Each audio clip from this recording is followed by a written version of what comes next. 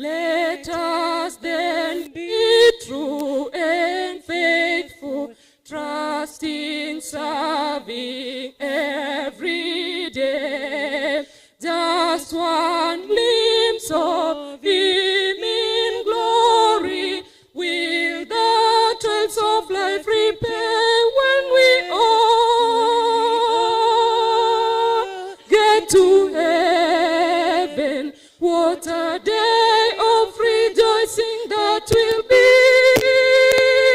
when we all see Jesus. We'll sing and shout the victory. Onward to the prize before us. Soon His beauty will behold. Soon the pearly gates will open. We shall tread the streets of gold when we all get to heaven. What a day of rejoicing that will be when we all see Jesus. We'll sing and shout the victory.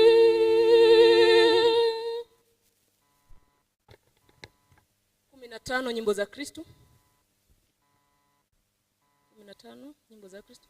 Neno rohoni Yesu, kila siku unene. Tuimbe. Neno rohoni Yesu, upole, sema kwa pendo, huachwi upweke. Dua moyo wangu,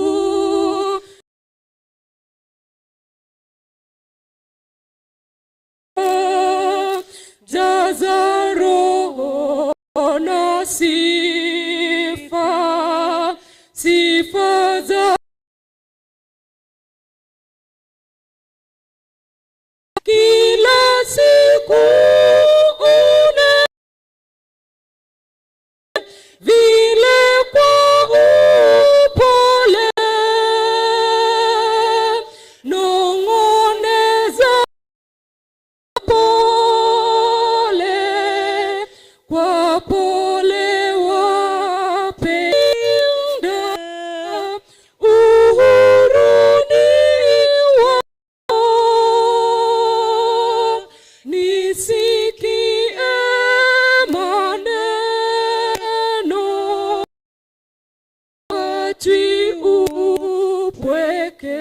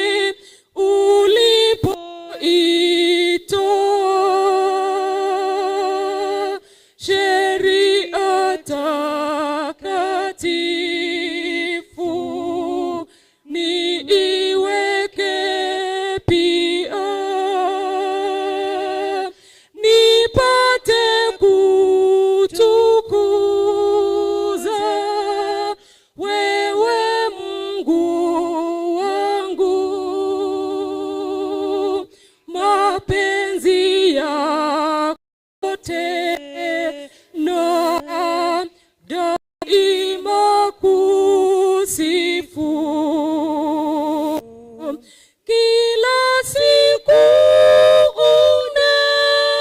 unene vile kwa upole za wapole pole wa pendo ndo uhuruni wako nisikie maneno huachi upweke.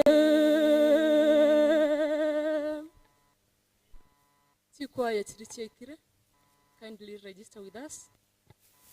Ko bagenderete kwa register.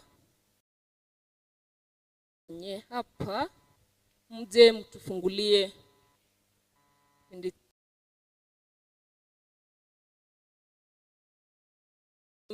namba 10, Kristo wa neema yote. Kristo wa neema yote. Tuimbe. Kristo wa neema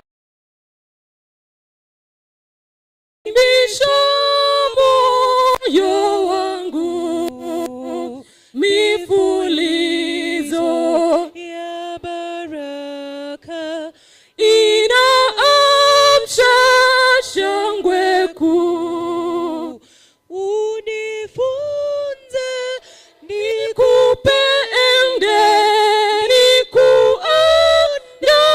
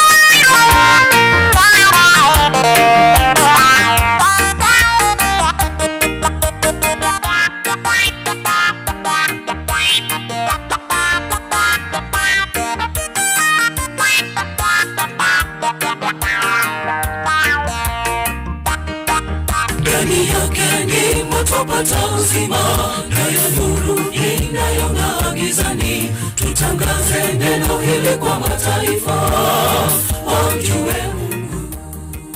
Ndani yake ni moto pata uzima, nayo nuru inayong'aa gizani. Tutangaze neno hili kwa mataifa, wamjue Mungu. Neno hili ni ngao ya Kristo, ukiwa nalo hautatikisika. Shikilia imani usidanganywe, shetani yuko tayari. Neno hili ni ngao ya Kristo, ukiwa nalo hautatikisika. Shikilia imani usidanganywe, shetani yuko tayari.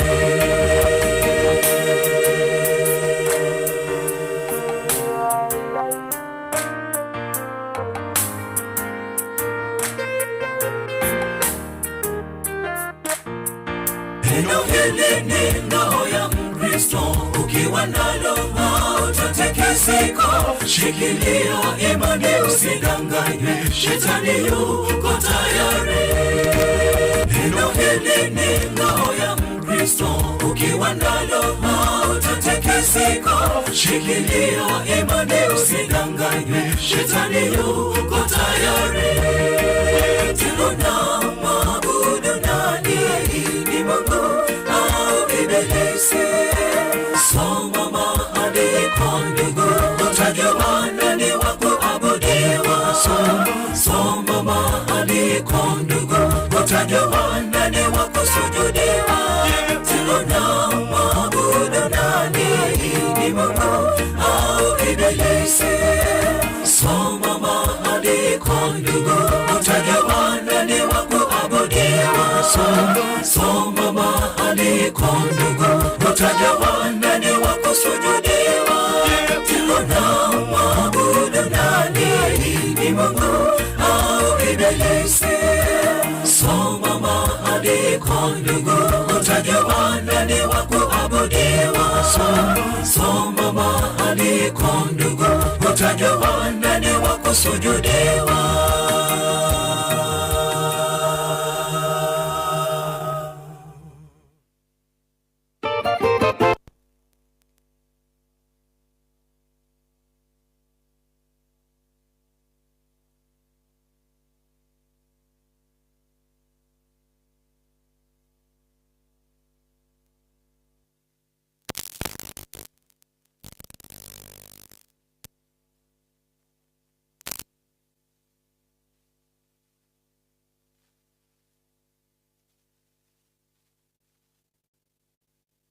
Tukiendelea na 174 nyimbo za Kristo, Kegochi District.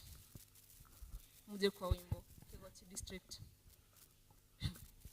Sijui atakapokuja, sijui atakapokuja. Tuimbe. Sijui atakapokuja, mchana au usiku, labda saa ya alasiri, pengine ni alfajiri. Hutuambia tuwe tayari, taa zetu tusizime, ili ajapo atukute tuwe tukimgoja yeye.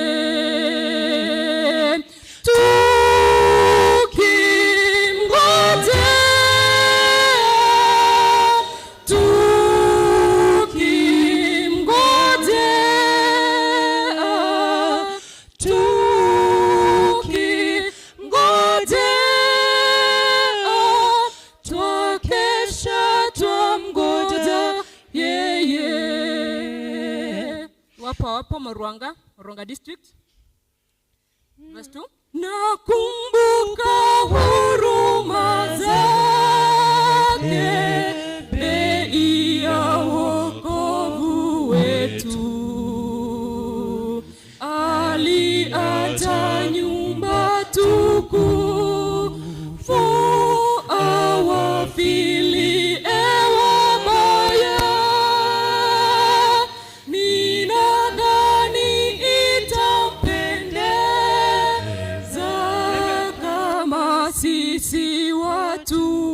wake, tukionyesha pendo lake, tuwe tukimgoja yeye.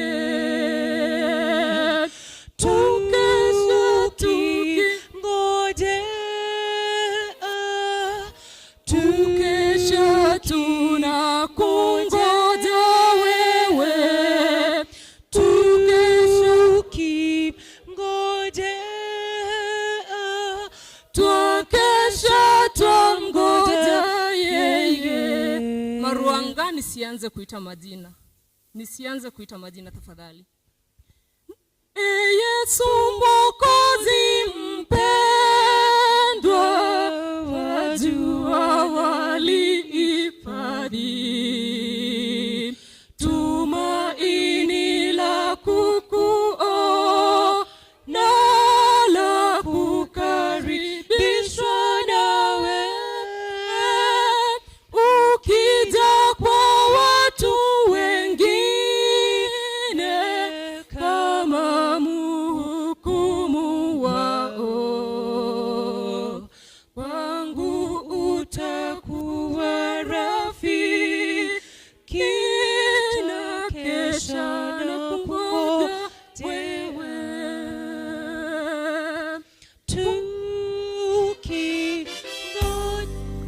Tuwape nafasi.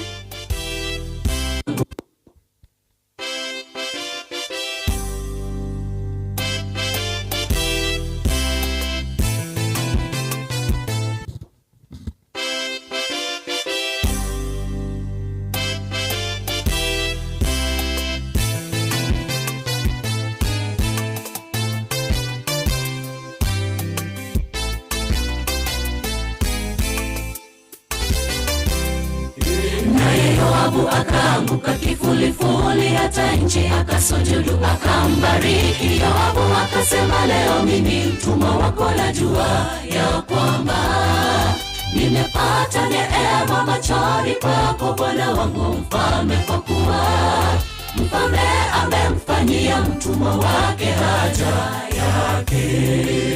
Naye Yoabu akaanguka kifulifuli, hata nchi akasujudu akambariki. Yoabu akasema, leo mimi mtumwa wako najua ya kwamba nimepata neema machoni pako, Bwana wangu mfalme, kwa kuwa mfalme amemfanyia mtumwa wake haja yake.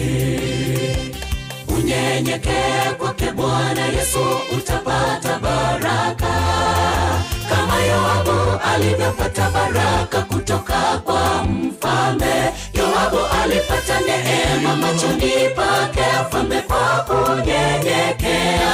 Kupata neema kwa Bwana ni unyenyekevu. Unyenyekee kwake Bwana Yesu, utapata baraka kama Yoabu alivyopata baraka kutoka kwa mfalme. Yoabu alipata neema machoni pake mfalme kwa kunyenyekea. Kupata neema kwa Bwana ni unyenyekevu.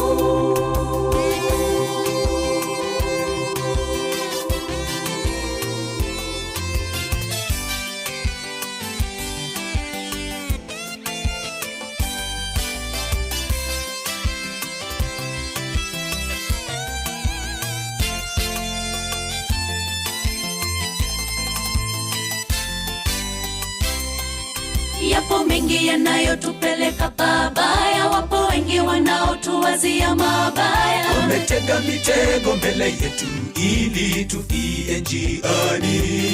Hawatapata chochote kitu kwetu tunaye jemedari. Siangalie na ya dunia, maana yapo mengi. Tunaye Yesu mkuu. Yapo mengi yanayotupeleka pabaya, wapo wengi wanaotuwazia mabaya. Wametega mitego mbele yetu ili tufie njiani. Hawatapata chochote kitu kwetu tunaye jemedari.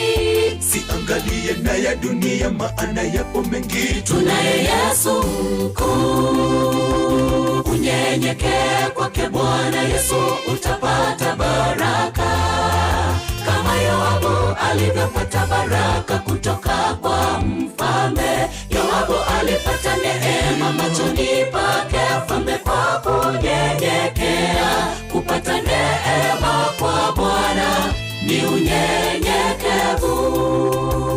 Unyenyekee kwake Bwana Yesu utapata baraka, kama Yoabu alivyopata baraka kutoka kwa mfalme. Yoabu alipata neema machoni pake mfalme kwa kunyenyekea. Kupata neema kwa Bwana ni unyenyekevu.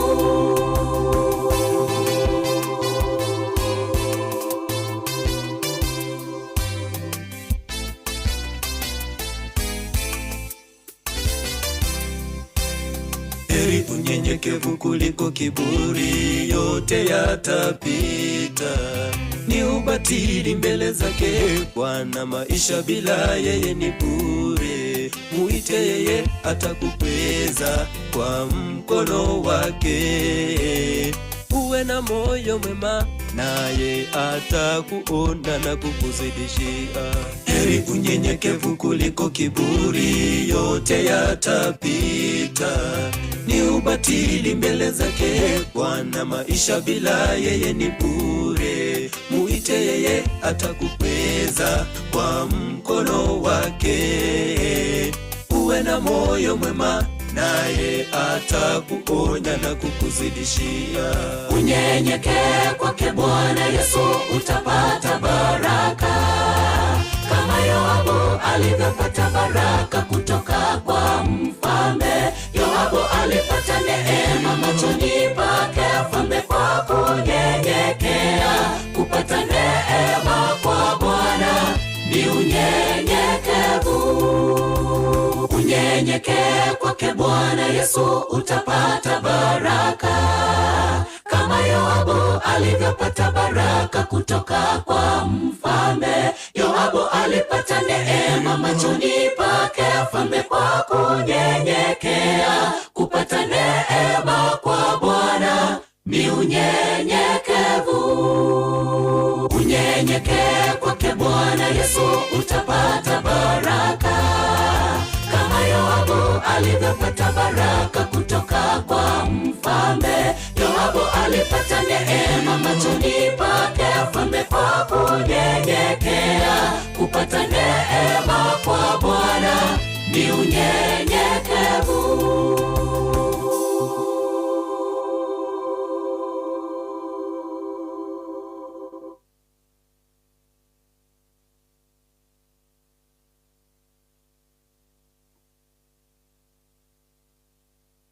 Vyumba vyetu vya usafi viko hapo nyuma, just before the entrance. Upande wangu wa kulia kwa wanawake au wanadada, na upande wangu wa kushoto wavulana watatumia hivyo vyoo. Na kwa wale wenye mko online, tuko live, link iko pinned kwa wall ya Itumbe Station. Share the link for our brothers and sisters who are not here so that they can view. Thank you. Tutaomba tumalizie nyimbo hapo kwa sasa, ndio tumkaribishe mnenaji wa kipindi kinachofuata. Let's pray. Our gracious Lord, we want to thank you for this time. Thank you because you have given us good voices. We have sung unto you.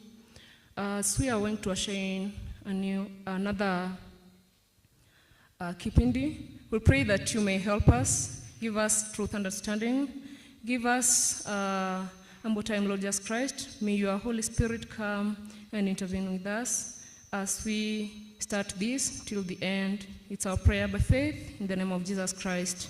Amen.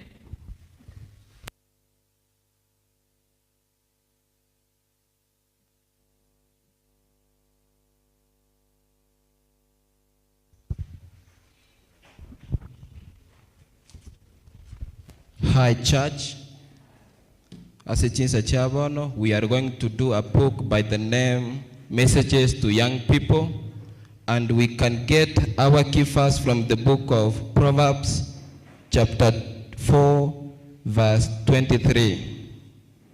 Everybody turn to his Bible in the book of Proverbs chapter 4 verse 23, and it reads, "Keep thy heart with all diligence, for out of it are the issues of life." Keep thy heart with all diligence, for out of it are the issues of life. The speaker of the day, his name is Pastor Eric Nyachwaya. Pastor Eric Nyachwaya. Asinge choko nyara kumwari gani, tigatonya orogo saba, erinda tere na nyara kukwana manaitu. Tuigene to sabe, omwanchua tata nyasaye tuachira asura semambi ya bono. Tuachire manaitu abantu beke goye geke, tore no kuganya konene guko nyara kumanyari ngana liao. Ekero mukwani ara nyara gutere na gukwana lingana liao, kurasi kitabu kia messages to young people, tigatonya nyara kotegera, na ande tunyara kuigwera, erinda tunyara gukina botamba, asobu Kristo bweito. Tutangano moiko machano tare makoba manaitu kurbana baka kera turakure. Tuasabe na kuiga na siri tera Kristo yoromotori ito. Nchama na inwe ngokwari ganyo mokwani.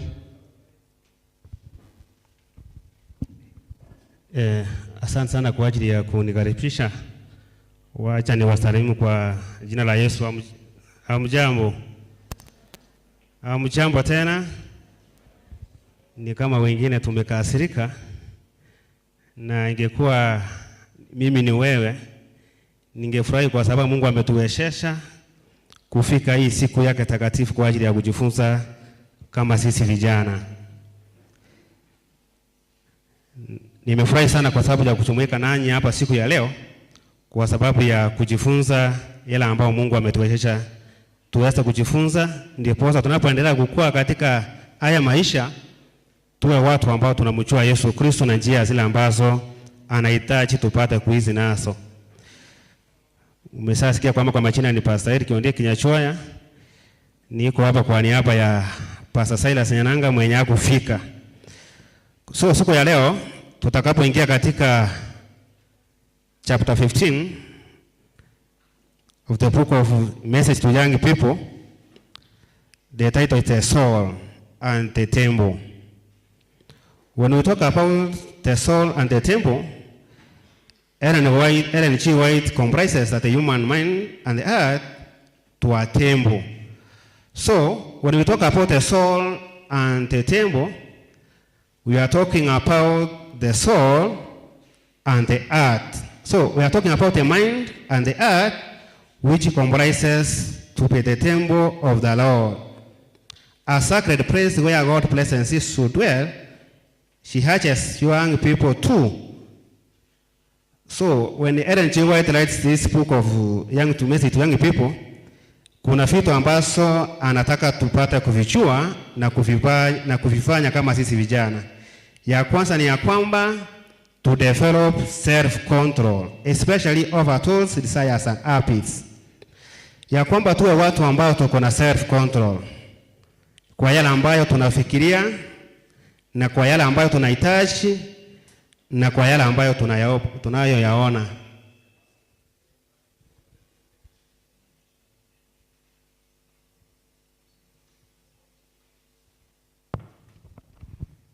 Bwana Yesu asifiwe. Pole kwa sababu ya kuintervene kidogo, kwa sababu ya fit simekaa kidogo. Naomba tusonge mbele, wengine wengie hapo nyuma. Na mraba Ruanga wengie kwa hii room wasaidie fit. Bali bako beka chirong ba Ruanga wasaye gochima batokonye birogo. Ekere bali mwegali onyekere okire mutu yao ikaranso. Tafadhali. Kama umeona kiti mbele yako, kaa hiyo kiti. Mbuya mana asinge njoko iwera.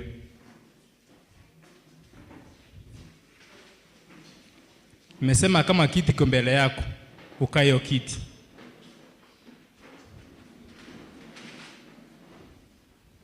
Thank you so much. Thank you so much.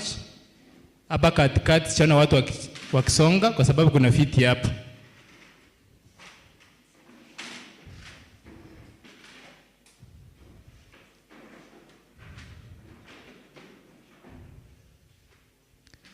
Ikiingia kwa hilo nimeona viti siku hapo na watu hawachakalia. Naomba tusonge mbele.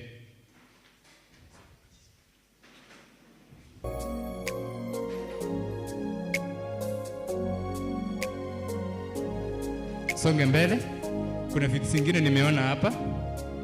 Birugombire ndocha bitaraba occupied.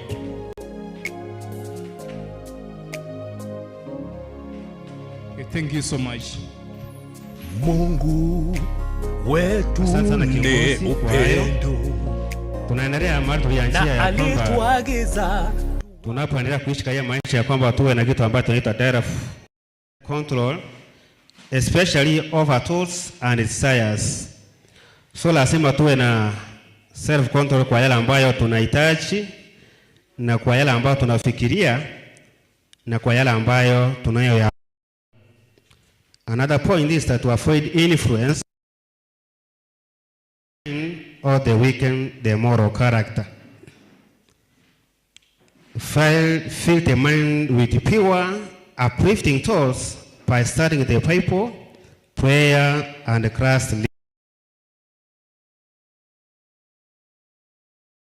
and education that glorify God, not just the world success. So ya kwamba tujue jinsi ambavyo tunaishi na watu, sio kwa dunia tu peke yake, hata kwa njia tunapoendelea kuishi katika watu ambao tunaonyesha Ukristo kutoka ndani yetu. So my friends, tunapoambiwa tata ya kwamba the self control as youths, especially over we are thinking, tunapofikiria tufikiria yale ambayo yanatuwezesha kufikia ufalme wa mbinguni. It also insights us what we feel or what we thought. Tunafikiria nini? Sometimes kama kijana wakati uko peke yako katika kwa nyumbani, unafikiria haya masaa, naweza fikiria niende kuipa, niende kuchukua vitu za wenyewe. At times kama si vijana ambao what we normally think about it is about relationship. Unasema ya kwamba this time na kama kijana naenda nienda kuona busuli ama buchele. At times when you are alone, that's where we normally have what we practice masturbation. So a question we have to ask ourselves, what are we feeding our mind? Ni nini kile ambacho tunapea our mind, fikira zetu? So friends, in the world of full of distractions, most of us we take much time in media, social media, entertainment, and the peer pressure and the moral confusion. When we talk about social media, hapa ndio pala ambao tunasema ya kwamba ama tera nara acha nowadays tokora tera unabasa most of watara kufumeta nowadays mapenzi tokole. That's what nowadays kororo abasa ya bangi isimi chia wote kosek abatara kole mengoroki mapenzi tokole. And other times mbale tuanje to mupira chonta na kwet One mind yatonga here. That's what we are feeding what? Our mind and what? And our hearts.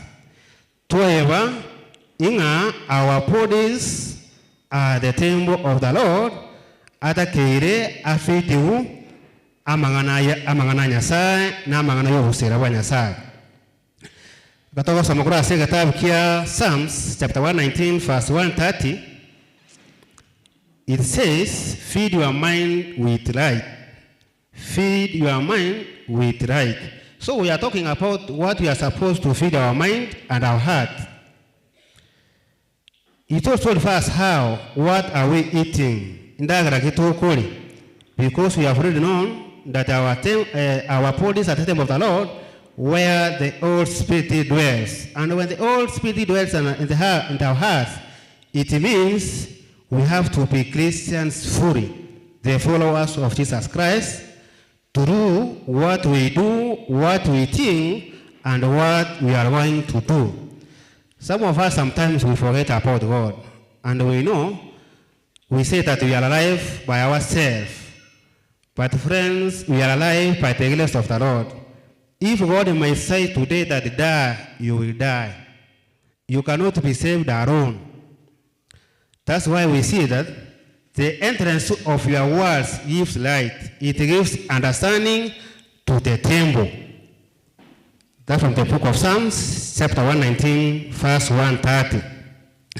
Let God's words guide your decision, especially when facing confusion or peer pressure. Sometimes we forget about God.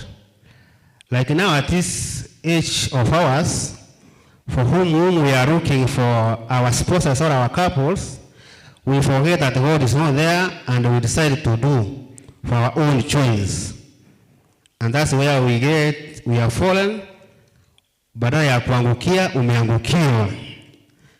Na ukikuja kugundua, inakuwa late. So it is good to involve God in every step that you move in your life and in the decision that you make. But let not peer pressure controls you or guides you. If you allow it, you will end up losing your life or going out from the presence of the Lord. We read from the book of Proverbs, chapter 4, verse 23, which was saying about, above all else, guard your heart, for everything you do flows from it. Guard your heart. Linda engoro yao. Protect your emotions and the mental space set upon rise in friendship, relationship, and the digital life. My friends, if you take this point that guard your heart, you cannot be able to get disappointments. Sometimes wengi wetu ni wakuona ambao tumepata disappointment mpaka tumeruse hope with this life. But when you return to God, God will enable you to be his children, na atakuwa akikuelekeza kwa yale ambayo yanafaa, ndiposa ufikie yale ambayo unahitaji kama kijana. Romans chapter 12 verse 2. Be transformed in your thinking.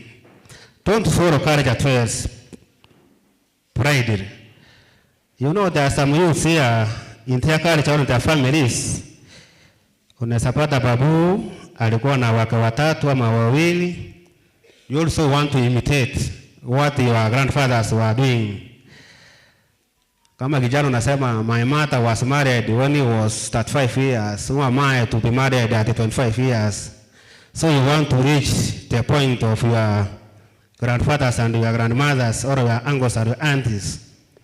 So we are being told from that book that let us be transformed in your thinking. Don't follow culture trends blindly. Let your values be shaped by scripture, not social media. Sometimes we copy from other people's. There are some those boys ambao wametengeneza nywele styles. You know they copy from those musicians. Kuna wengine hapa mnachiita sijui ni babuji au ni wale wa Kisii, tena kuna wale wengine wa Pungu na Reggae and whatever. You copy, want to imitate them. Hata kama mafasi pia. Ndio maana unaona nowadays vijana tunafaa unfinished clothes. We copy. Our dressing code, we copy. Kwa sababu uliona mtu fulani online amefaa.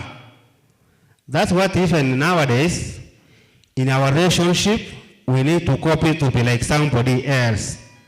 Ya kwamba unataka kuwa na partner kama partner wa ndugu yako ama wa sister yako.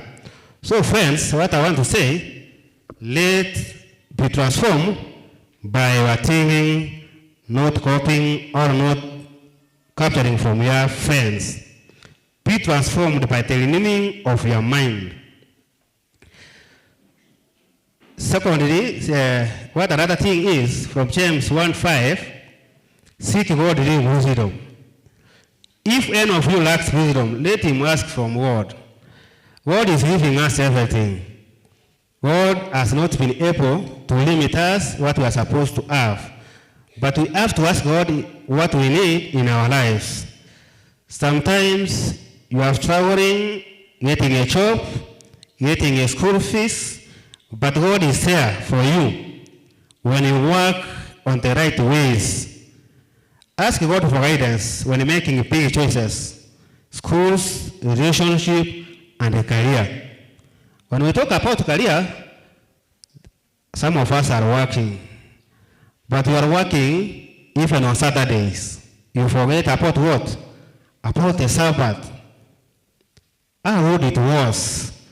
You know how far you are in the presence of the Lord, so that you can allow God to guide you and control you in this relationship, in your work, so that you can have a day to worship and to glorify Him for what He has done for you. Have the mind of Christ. Kuwa na mafikirio ya Mungu. Be close to your Bible. Be a prayerful person. And try to do some devotion for yourself. You know, wengi wetu ni wale ambao tunafungua Biblia on Sabbath asubuhi. Unakumbuka Biblia, uliacha kwa kina Busuhuri, uliacha kwa kina Bochere. Unapigia Bochere simu, unikuachia na ile Bible yangu nilikuachia. So meaning in between the week, God was aside. But you remember Him on the Sabbath. But if our soul, our mind is the temple of the Lord, we have to put God first in our lives and in everything that we do. If we do that, then God will be able to help us when we are in troubles or when we are in failures, challenges of this life. From the book of Philippians, chapter 2, verse 5, let this mind be in you, which was also in Christ Jesus. So our prayer is our mind to be like the prayer of Jesus Christ. That's why we are being told, let us be like just a Christ-like character. Let us follow the footsteps and characters of Jesus Christ, our Savior. My friends, if we recognize and know the value of the God that put us from the Eden of Garden when we were sinned, all of us, we could have able to serve the living God. Choose humility, compassion, and service over pride or self-promotion. Now, my friends, we are being told to choose humility, compassion, and service over pride for self-promotion. So when we talk about this chapter 15, so we are being told that our body is the temple of the Lord. From the book of 1 Corinthians, chapter 6, verse 19. To lead your body and mind with care. And with care, avoid unhealthy habits, toxic media, and negative thinking. When we talk about this, what nowadays we normally look at, ndio maana unapata wasichana wengi wana dance wakiwa uchi TikTok. We copy that behavior. Some of us we watch pornography. Kuna mali nisikia kichana wa miaka 25 alidefile mtoto wa miaka 12, 13. Due to what? Watching those toxic media. So we are being told to be the Christians who follow Jesus Christ and fully to be His followers. When we are dealing with about spiritual temple, it also emphasizes us what we are taking or what we are eating. Some of those are here who are just drinking alcohol and other drugs, and then we call ourselves Christians. Are we really being the Christians with what we are doing?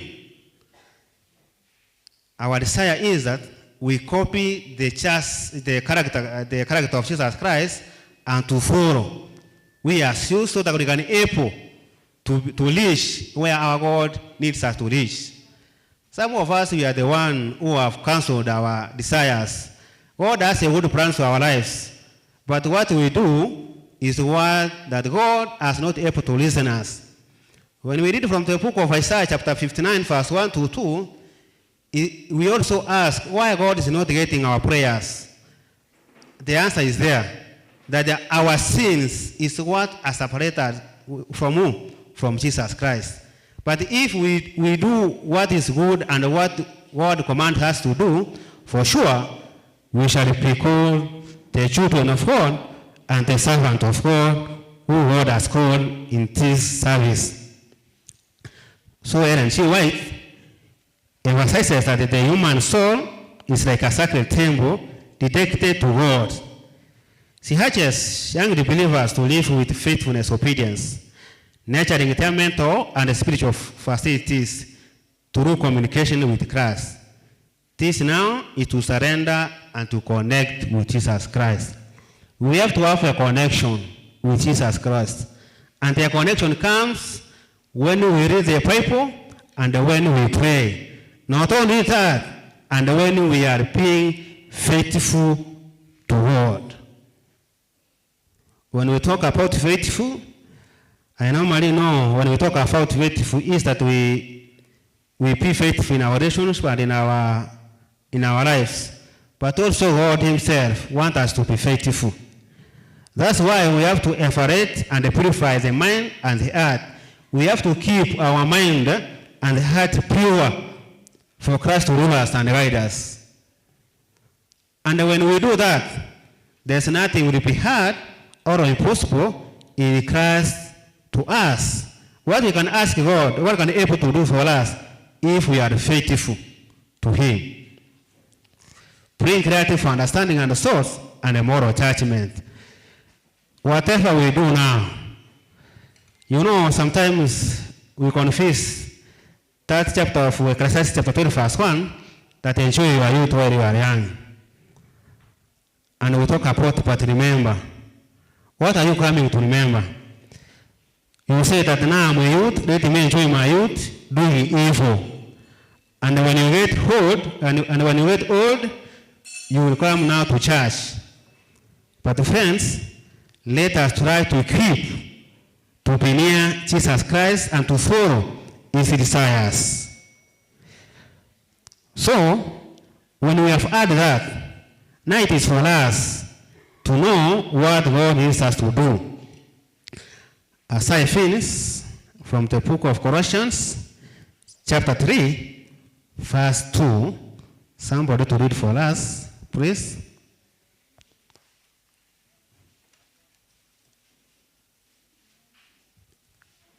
Colossians, chapter 3, verse 2.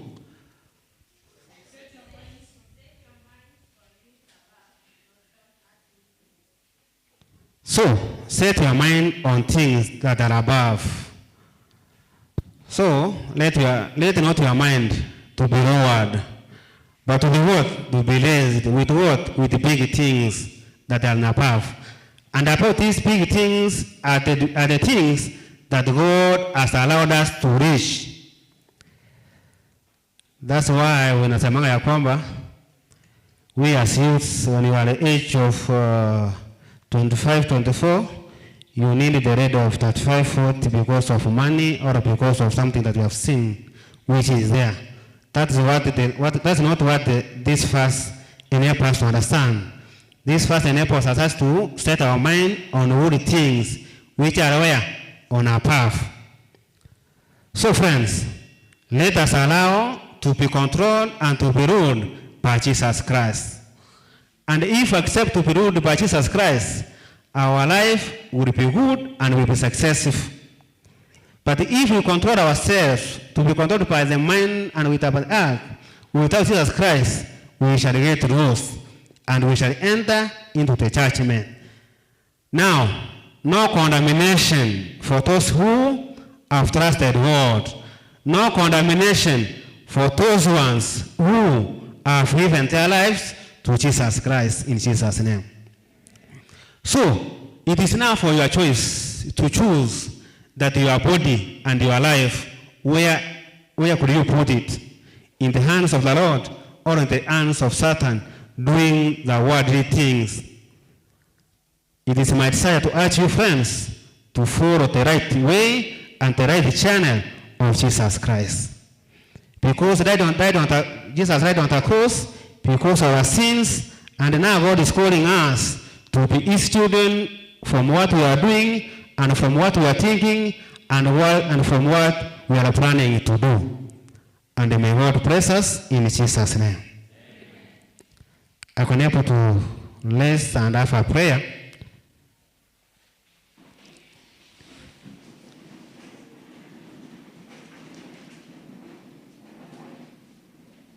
Our gracious Father in heaven, we thank you for this time. We thank you for the gift of life which you have given us. We have met here today as this Itumbe session to hear your word. May you bless us all. At this time we have learned about that our souls are the temple. Now, Father, guide us so that we can be able to have in mind what is right. And when we do things, let us include you in our decisions, in everything that we do, we as youths. Help us that we know we are so to have many challenges in this life. But we call upon you to be in us in every step that we make in this life. Now we pray that you be with us for the program which is going on until we finish. Now guide us through this day and help us as we move from here this day to say for sure we have met with you, Lord. Let our lives to be transformed as we wait for your second coming.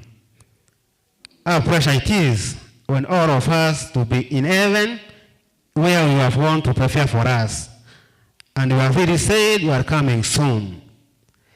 Let coming soon be that all of us, we have repented our sins and we are ready to receive you.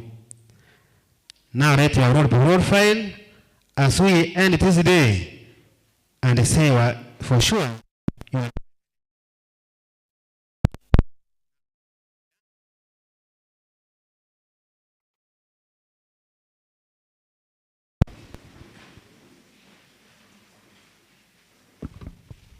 Thank you so much kiongozi kwa sababu ya message. Nataka tufanye hivi.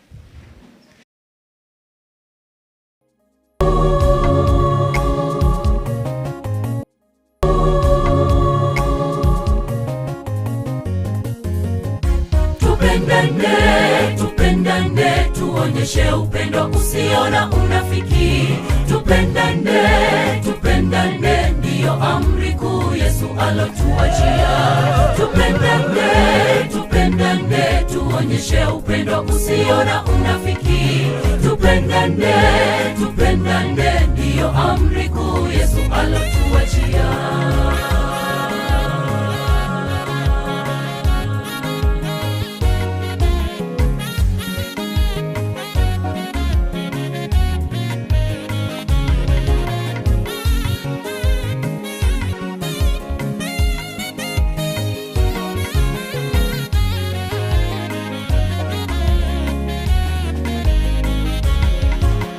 Sasa yapo mambo matatu yanayodumu: imani, tumaini na upendo. Kati ya hayo lililoko nalo ni upendo. Sasa yapo mambo matatu yanayodumu: imani, tumaini. If you are happy and you know, say amen. Siwaski, if you are happy and you know, say amen. If you are happy and you know, say amen. If you're happy and you know and you really want to show, if you're happy and you know, say amen. Good. Wacha niwakaribishe kwa kipindi cha nyimbo, wakati tunawangoja wanakegochi tukiimba namba 45 Kiswahili. Mlimani pana mwanga, mlimani pana mwanga, mlimani mwanga, tuimbe. Mlimani pana mwanga, jua zuri batuko shambani, mlimani pana mwanga, tuimbe pamoja. Mlimani pana mwanga, mwanga wa jua zuri shambani na baharini, jua tu kufuliko mwanga ulio mkubwa umo moyoni mwangu, kwa kuwa Yesu alipo hapa pana mwangaza, mwangaza ulio mzuri, mwangaza umo moyoni, akiwapo Bwana Yesu pana mwanga moyoni, kama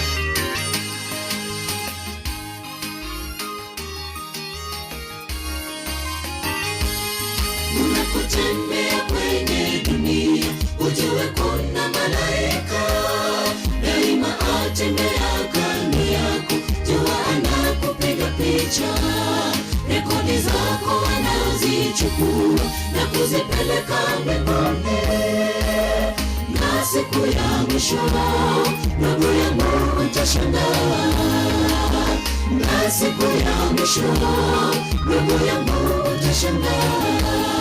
Unapotembea kwenye dunia, ujue kuna malaika daima atembea kando yako, jua anakupiga picha, rekodi zako anazichukua na kuzipeleka mbinguni, na siku ya mwisho ndugu yangu utashangaa, na siku ya mwisho ndugu yangu utashangaa.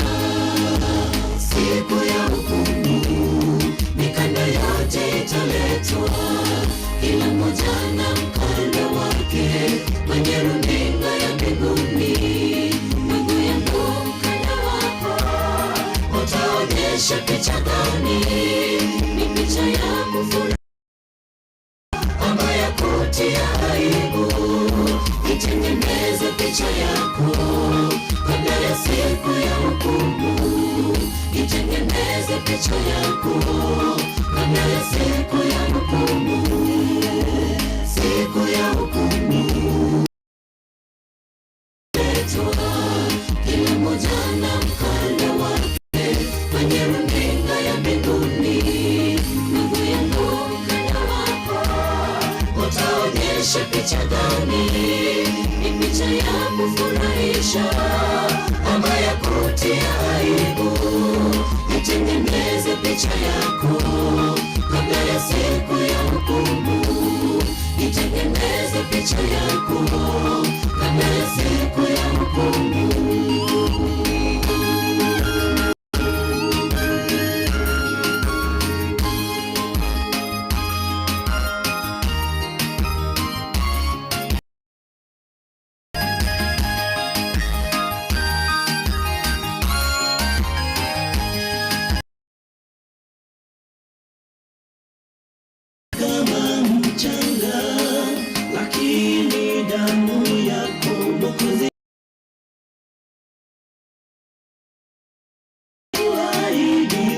zijapokuwa nyekundu,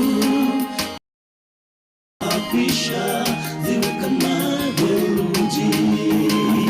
Dhambi zangu ni nyingi ni kama mchanga, lakini damu yako Mwokozi yatosha. Kwani umetuahidi zijapokuwa nyekundu, safisha ziwe kama theluji. Mikanda yote italetwa, kila mmoja na ndugu yangu, mkanda wako utaonyesha picha gani? Ni picha yako ama ya kutia aibu? Itengeneze picha yako kabla ya siku ya hukumu. Itengeneze picha yako kabla ya siku ya hukumu. Siku ya hukumu, mikanda yote italetwa, kila mmoja na mkanda wake kwenye runinga ya mbinguni. Ndugu yangu, mkanda wako utaonyesha picha gani? Ni picha ya kufurahisha ama ya kutia aibu? Itengeneze picha yako kabla ya siku ya hukumu. Itengeneze picha yako kabla ya siku ya hukumu.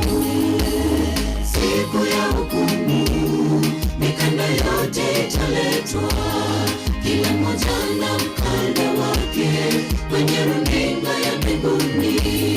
Ndugu yangu, mkanda wako utaonyesha picha gani? Ni picha ya kufurahisha ama ya kutia aibu? Itengeneze picha ya hukumu. Itengeneze picha yako kabla ya siku.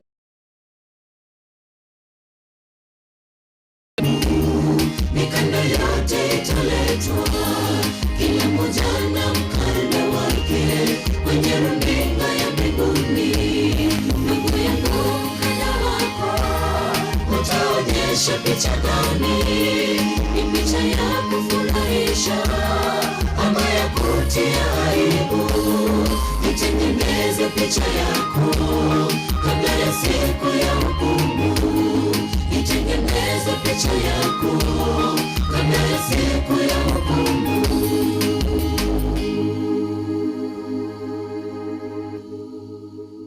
After Nyanchwa, we love Nyakunguru district.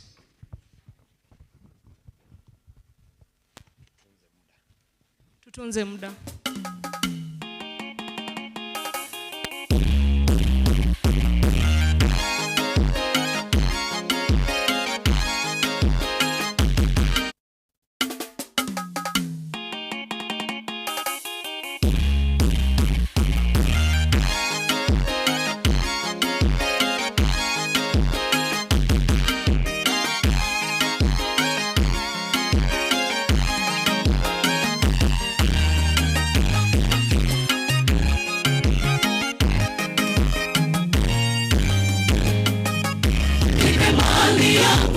Niende mjini kwa haki yangu, nimetosheka nyumbani. Kwa hivyo naweza ondoka, mwana mpotevu kala mali yake. Maana sasa hivi nimeteseka, nimechoka kula na nguruwe.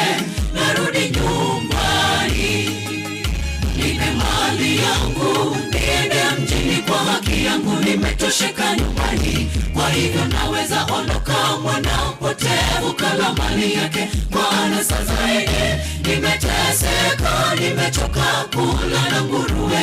Narudi nyumbani, nisamehe Bwana, nisamehe kwa pendo, maana nimekosa mbele ya mbingu. Nifunze kuomba msamaha, Bwana wa haki yangu. Usinitupe kwa matapiko ya dunia, msamaha wako unisafishe, niwe kamili mbele zako. Bwana wangu, nisamehe Bwana, nisamehe kwa pendo, maana nimekosa mbele ya mbingu.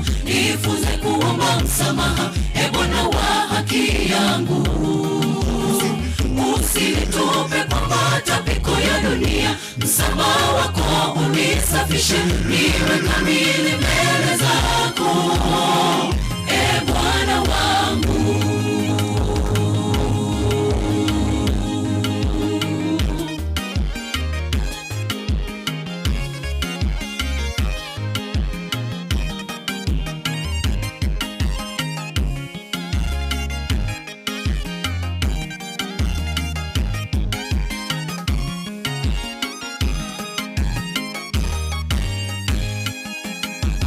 Usinipite Bwana, usiniache, nimetanga mbali na nyumbani, nione huruma kama kiumbe dhaifu.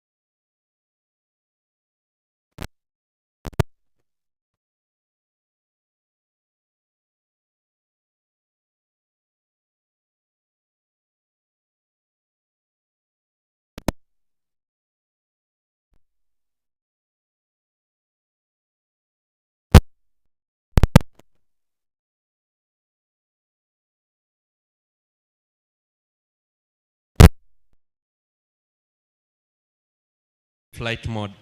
Nyakunguru district. Wako sioni dalili. Tupate Nyansongo district. Nyansongo district. Nyansongo sijao. Nyansongo wako hapa. Gilbert amesema Nyansongo wako. Tuje tupate wimbo Nyansongo. Msalabani pa Mwokozi, hapo niliomba upozi, moyo wangu ulitaka.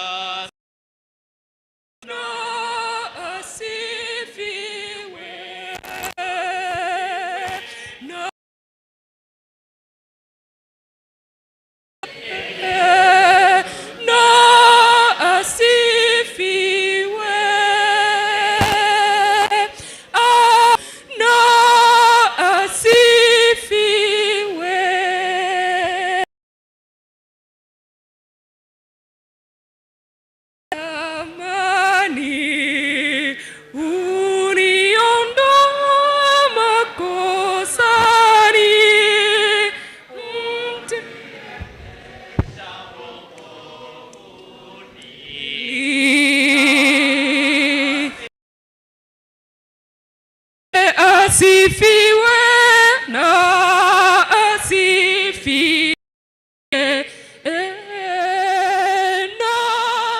asifiwe na asifiwe.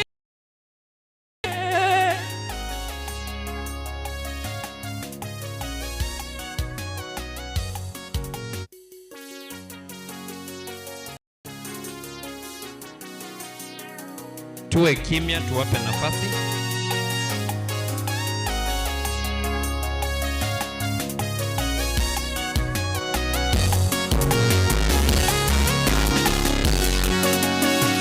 tumesafiri safiri japo kwa shida, tumeona mkono wako Bwana.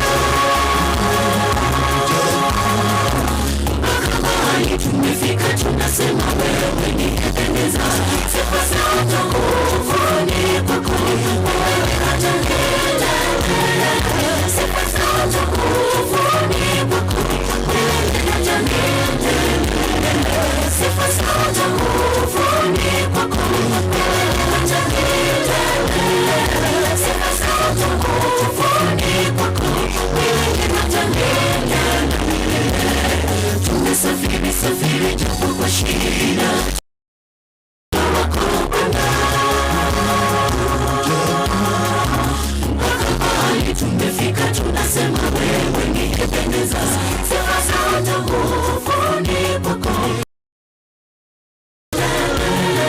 Sifa zote ufanye kwako wewe hata milele. Sifa zote ufanye kwako wewe hata milele. Kwako wewe hata milele. Nikulipe nini ewe Bwana wangu kwa yote ulionitendea maishani? Kwa mienendo yangu sifai kuitwa mwana wako tena, lakini kwa neema yako mimi niko hai, nitakusifu milele. Nikulipe nini ewe Bwana wangu kwa yote ulionitendea maishani? Kwa mienendo yangu sifai kuitwa mwana wako tena, lakini kwa neema yako mimi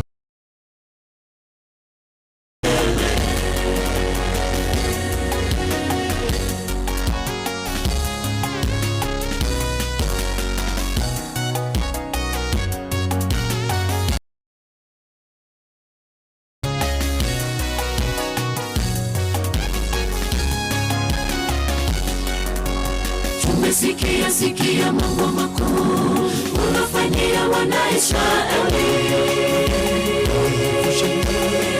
Jamani, kawaongoza kutoka Misri wakavuka salama, nasi tuna imani ya kwamba utatufikisha pale mji wa Kanaani.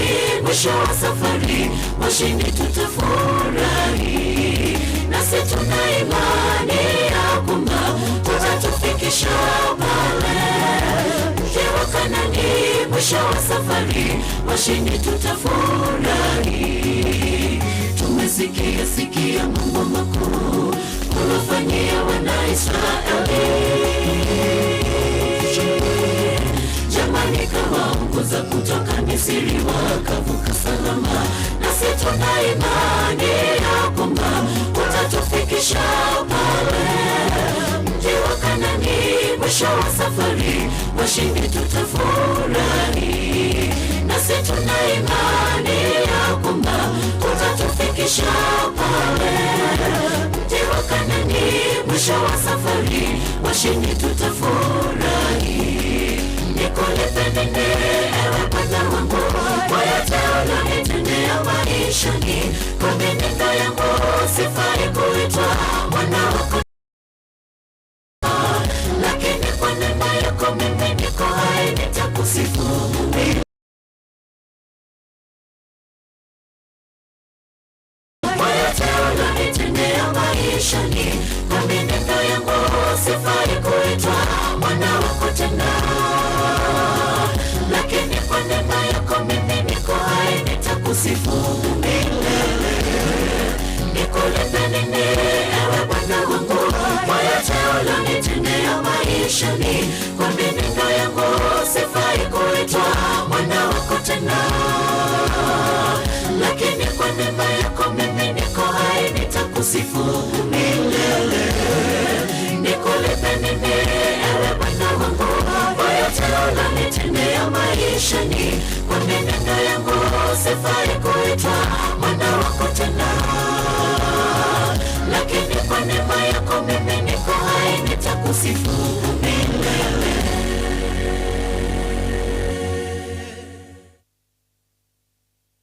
Mnawaambiaje?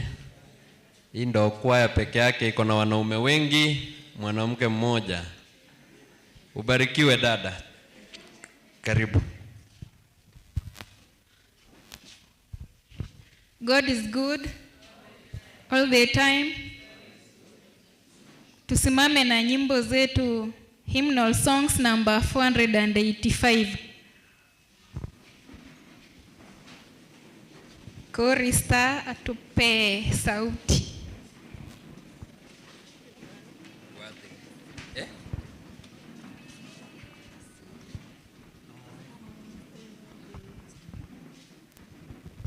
I must tell Jesus, I must tell Jesus, twimbe. Yours, I cannot bear more, but help me. He am alone. Jesus, I must tell Jesus, Jesus alone. I must tell Diva, makes of my trial. I must tell Diva alone. Can help me, Jesus alone. Is tempted to sin, I must answer alone.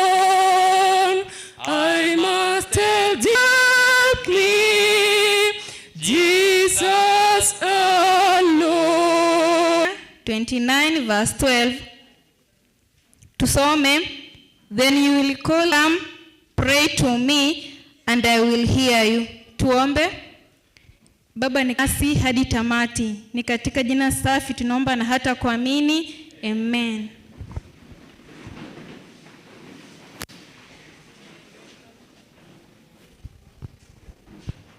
Nchamo na inu mbarabito kuariga ni umukwani. Mukwani karibu.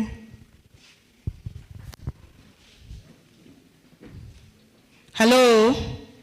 Habari yenu?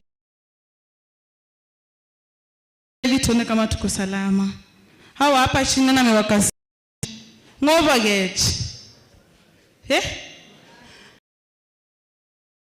Ambaye tunaenda kuongea na Mwenyezi Mungu kupitia maombi. Pia ndio inaweza kutuongoza katika maisha yetu. Yonya ntogo saba, ntobwa tubwa mato buya amana Nyasaye. Na kikiagera emambi yabono erinde tunyato kwana amana Nyasaye ito anyaga goto iranelia maganya litobwate na anyara goba umurayo ito. Unaweza ongea na Mungu wako, haweze kukusikia. Nyenyekea katika Mwenyezi Mungu, haweze kutusikia na aweze kutujibu. Hivi sasa bayo aliye na hitaji ambalo anaweza kuliombea, anaweza nakili chini kisha baadaye aweze kuweka katika hiyo box.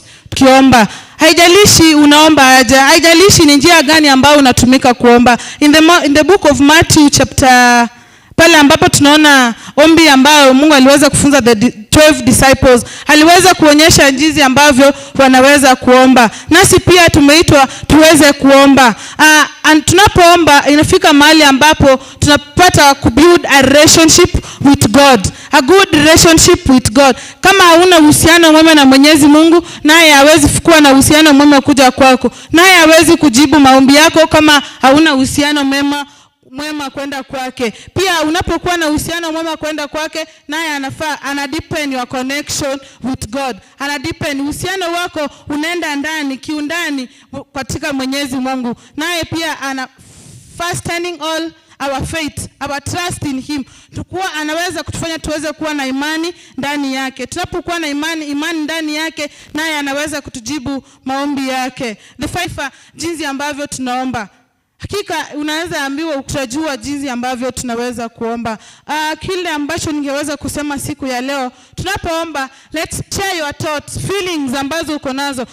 Let's share your thoughts, feelings ambazo uko nazo. The concern, have a concern with God. Naye anafanya nini? Kwa sisi wana youth ni maombi. Kama tuwezi iomba njia zetu ama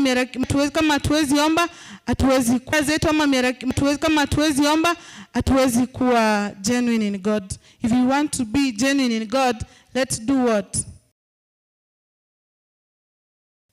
Tuweze kuomba. Mwana youth ambaye ako hapa, yeye yule mwenyewe aombi, ama hawezi kutenga wakati wake na hapa, yeye yule mwenyewe aombi, ama hawezi kutenga wakati wake na Mwenyezi Mungu, ambaye hawezi ongea na Mwenyezi Mungu. Leo hii tuna voice, if you reflect your face to Christ, naye atajibu maombi yako. When to Christ, naye atajibu maombi yako. When jinsi ambavyo tumesoma in the book of Jeremiah 29 verse 12. Then you will call on and pray to you. And I will do what? I will listen to you. If you call to God, if you speak to God through prayers, He will listen unto you. You speak to God through prayers, He will listen unto you. He will come and do what? He will listen unto you. Kama tuwezi omba Mwenyezi Mungu, sisi tunataka vitu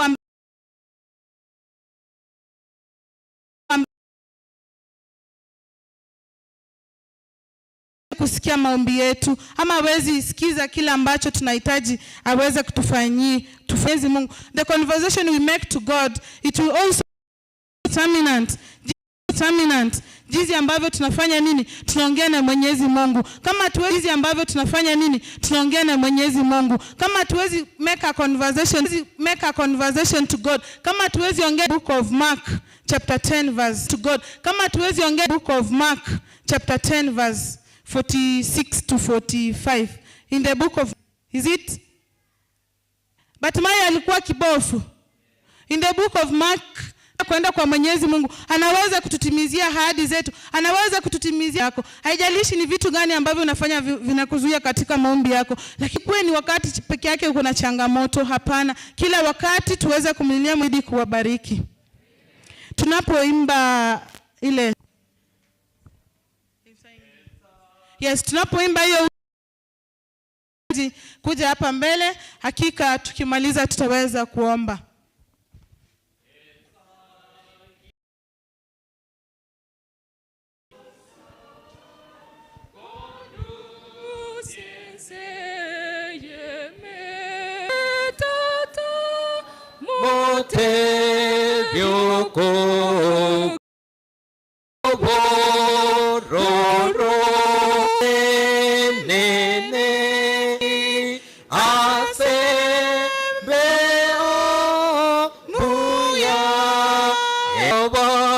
Tuanze sote namba 200, namba 200. Erenato rengia nsayogo sava ryogo aso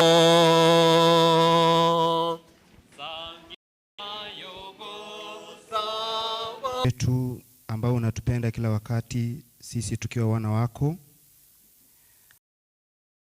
weza kutulinda jinsi upendavyo.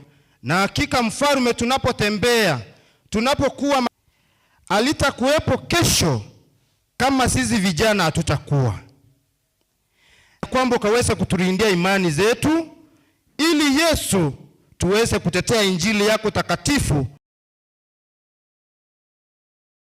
nasi majina yetu yaweze kunakiliwa katika kitabu cha uzima wa milele. Mahitaji ambao wana wako wameleta hapa, najua kila mmoja hitaji lake,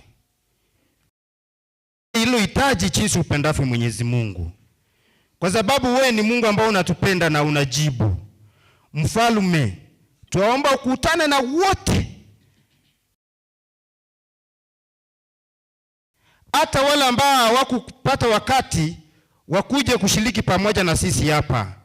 Mungu, tuoni mbele wala tuoni nyuma, tukiwa ni chenzi wa Sapato injini Kenya mzima, Mungu tuacha mbele amani na kutafuta yale ambayo ni mahitaji yetu. Mungu tuomba tukaweze kufanya maandamano ya amani ili Yesu Kristo, kwa sababu na sisi tunahitajika kesho. Maombi machache ambayo nimeweza kuyafanya. Mungu tuomba kama kunacho kitu chochote ambacho kinaweza kuzuia na safi la Yesu Kristo Bwana muombezi wetu, na maana kushukuru. Yesu Kristo Bwana muombezi wetu, na maana kushukuru. Amen. Musa Yesu gotware go onye to kuya omanena tobeka ji miniskati totere liwa kurara iso eigera nyare ko bageko babusa kuri tata bwa mabera mange oso asicingoro cheito otwariganie asinge gutoleka wakare abande babeira asicinga cyabo bande bakurire kisukuru batabwatie Yesu mori ayo nyare ko bagoko imokerere gugoro mupasta bwe sama bokaho abarandi bonsi abatuakira tata bwa mabera mange onyare ko Kristo ito oso musao yewule lingane ligatagenda separa monene go tuare go sabanga ayoko igwo go sabagwa ito abande mbaroro babwa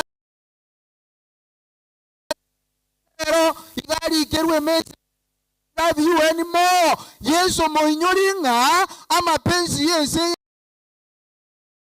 ya igori gagendere gutenera butambe korugo ikakare na kare abera na gweta ni mo bana kire kinagyo gweta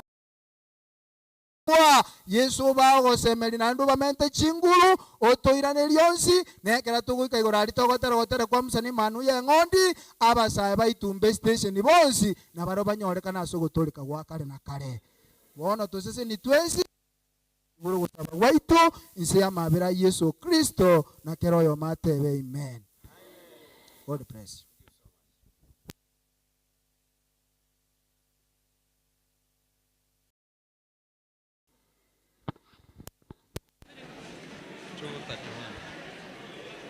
Asante kwa ombi hilo.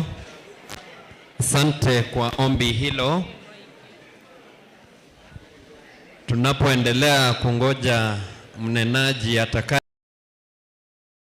kwa nyimbo zetu nambari, niliona ekegusi tunaimba sawa, si ndio? Ntogotere ekegusi namba 231 ande onsi gantangaine. Tunaanza sote mpangilio huo, tuanze. Ande onsi gantangaine nindagende mwege na kwerete kalwari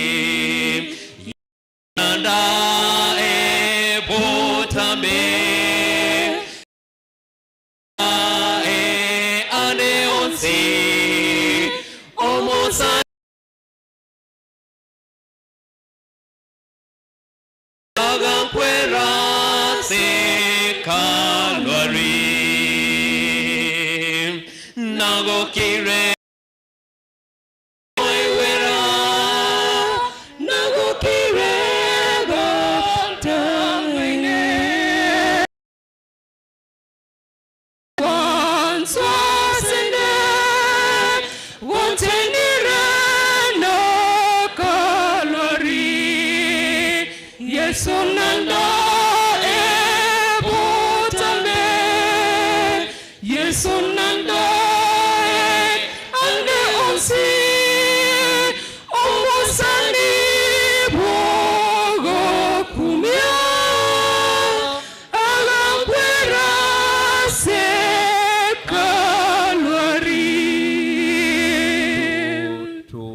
hapo ili tupishe viongozi watuelekeze. Thank you so much our choristers for that good items. Hebu tusalimiane hivi. Tusalimiane. Bwana Yesu asifiwe. Amen. Praise the Lord. Amen. Our God is good. Turn to your friend. Mimi najua mjangaliana kutoka asubuhi. Just turn to your friend. Tell him that you don't look better than me, but you look like yourself. Mwambie hivyo, mwambie. Fearfully and wonderfully made. And wonderfully made. Thank you so much. Na leo umekuja sana. For sure leo mumejasa. Sijui ni kwa sababu mko desperate ama umeamua kufollow Jesus. Is it? Anyway, kwa sababu ya muda, on behalf of the leadership of this station, tunataka kuchukua fursa hii kwanza kumshukuru Mungu wetu kwa umbali huu, pia kwa kutujalia na kutuwezesha kufika hapa siku hii ya leo, ambayo ni siku muhimu sana katika idara yetu ya vijana katika hii station yetu ya Itumbe. So wote ambao mmekuja, mmefanikiwa kufika hapa, tunataka kuwashukuru sana kwa uwepo wenyu, pia kwa ushirikiano wenyu kwa ajili ya kuhakikisha ya kwamba hii idara yetu ya vijana katika hii station yetu kila kuchao. So let's keep on working together as a team to ensure that we always move forward as a team in our station. So before nilete kiongozi mwenzangu, allow me to send my gratitude on your behalf kwa hii studio yetu ya Inuka, ambayo huwa inatusaidia sana wakati tunakuwa na function kama Itumbe Station. Director wao amesema tumsalimie kwa hewa. Frank, mulika watu wasalimie Director Andrew Elder. Amewasalimia sana, na in case of any function, kama uko na function yoyote, kama uko na choir, kama uko na event yoyote, live streaming, hiyo studio inafanya hiyo mambo yote. Wako located hapo Gembo, na ukienda huko wanakukaribisha vizuri na maji ya dasani pia na cocktail. Si ndio? Si studio ni mzuri, na hata we are not paying them anything. So keep on Inuka Studio. We really love you so much. So we want to do introduction kwa haraka sana. Mana singinjuli baga. Ndangonda ndo wake goji. Bateneini. Haya, kegoji. Watu wake goji wasimame. Wametoka mbali sana from the far end. Nataka mtu mmoja asimame hapa mbele. Eunice simama kwa hilo. Nani? Vera. Mama hapa. Simami. Oh, okay, it's okay. So you mama count. Hapo. Hesabu watu wa hilo. Hesabu hilo au hesabu hilo. Haya, hawa ni Kegochi district. Hapa.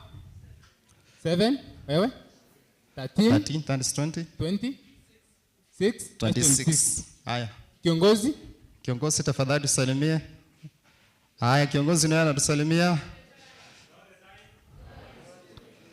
Thank you so much. Kegochi, get seated. Next. Igare. Let's go to Igare district. Igare district. Watu wa Igare wasimame. Igare ndio kiongozi wetu anatoka for those ones. Watu wa Igare wasimame. Igare district wasimame. Eunice. Wako? Tu? Wewe? So?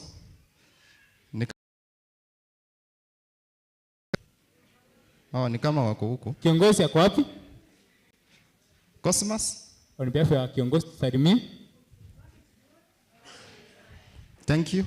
Next, Itibo. Nyansongo district. Nyansongo.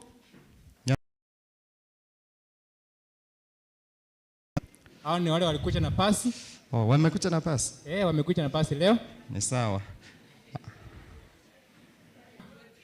45. Haya, 45. Ngozi.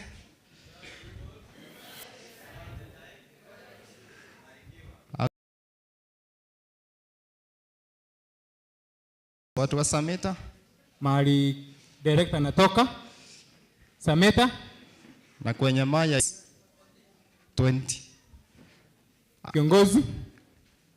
Ndio hiyo mnasalimiwa. Thank you so much. Niliona Linet. Linet yako wapi? Itibo, simama tafadhali kwa haraka. Itibo tu. Walipotea njia. Wengine wako njiani, kwa saa hii wawili wamefika. Thank you so much. Kiongozi, on behalf ya kiongozi, salimia. Hi. Karibu. Next. Waronyi. Boronyi district. The far end. Ya Bobas. Boronyi district. Okay. Tuhesabu kwa haraka. Nani amesema 41? Eunice 13 12 25 8 33. Kiongozi. Biamono. Thank you so much. Hapo ndio chorus anatoka. Next. Nyakunguru district. Nyakunguru. Hao ndio wanatoka mbali sana by the way. Hao ndio wanatoka mbali. Machoge huko chini. Hapo karibu na governor. 2 3 4. Kiongozi. Happy Sunday. Thank you so much. Nyansakia. Nia. Nyansakia district hapa.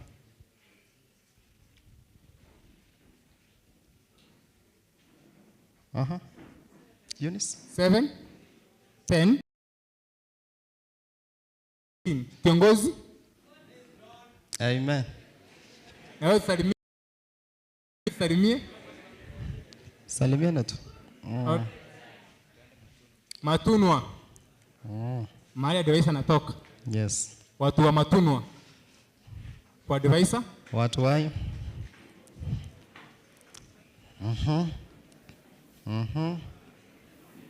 Watu wa Matunwa. Eunice 14. Hapa. 12. 26. 25. Hapa. 8. 34. Alex. All the time. Karibu. Nyaguta. Adichasa pia. Watu wa Nyaguta.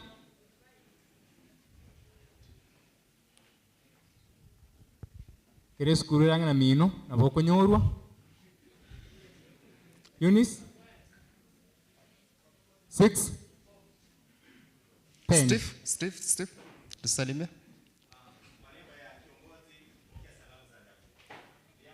Biamo. Asanteni sana. Amariba. Madebiti gavana natoka. Na ikiwa aliwatumia gari.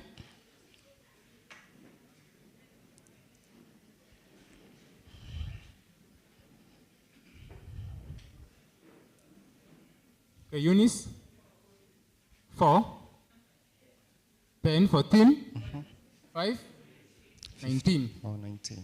Kiongozi.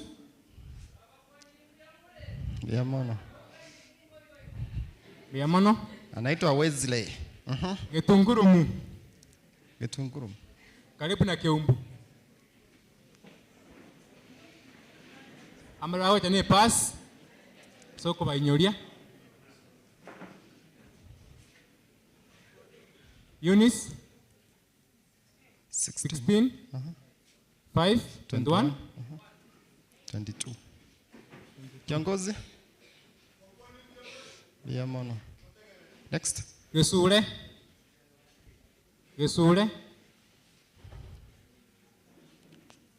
Ni watu wa town.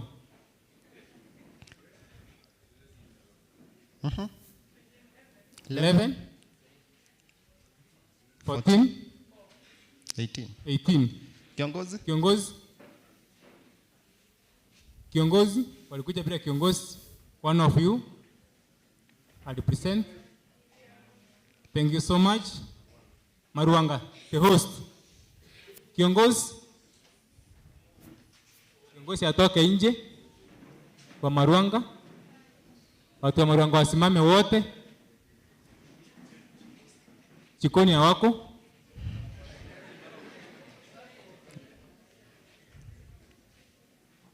Eunice, nipatie ripoti hapo chini. 10 hapa katikati. 14, 24, 16, 40. Kiongozi tusalimie. Thank you so much. Kiongozi amefanya hivi. I think we are done with the districts. Si ndio? Tumemalizana nazo. Haya. Hebu tuone watoto wa pastors kama they are there in our midst. Watoto wa pastors, are you there? Simama basi mtupungie mkono. Watoto wa pastors, ni muhimu sana kukuwa nao. Ambassadors wasimame. Watoto wa pastors. Watoto wa pastors. Oh, acha nimpatie mic. Happy Sabbath. Happy day. Haya. Yamono tikankontra bantu bechi pigi. Bantu bechi pigi. Wale ambao tunafanya poda tafadhali utupungie mkono. Watu wa pikipiki hawako. Ungesema madereva wote basi kama si watu wa pikipiki. Dere watu wasimame. Okay, drivers wote basi, wa gari, wa baiskeli, mkokoteni, wheelbarrow. Dere watu wasimame. They are not here. Aya, teachers, nimesikia self reliance imesaidia wengi. Walimu basi simama. Walimu batene. Walimu wetu ndo hao. Thank you so much. Wow. Si mnaona? One gent and one lady. Yes, walimu tusalimie. Happy Sunday. One gent. Kwa haraka. Thank you so much. Askari. Oh, askari hapa. Askari wetu. Askari hawako hapa. Askari wakanjo hawako. Thank you so much. Daktari basi. Madaktari wote. Wale waosi na wa mitishamba. Nasikia hata wa mitishamba wako. Madaktari wote wasimame. Haya, madaktari ndo hao. Kumbe tuko na madaktari. We are safe. Haya, madaktari tusalimie hivi kwa pamoja. Haya, accountants. So nasikia accountants wako. Accountants. Kina Bifon. Accountants. Watu wa pesa. Watu wanadili na pesa. Haya, tuko na umoja. Hata mimi ni accountant kama mji. Haya. Ma accountants. Bifon tusalimie. Niko hapa.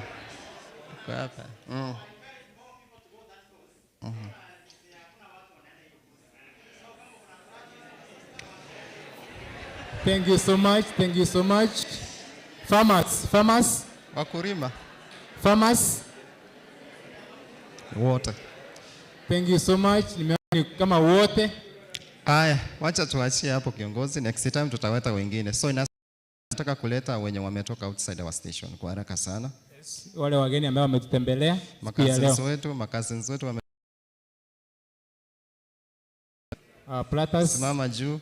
Niliona kina Sainabu, kina Bivon, Liga na wote wale ambao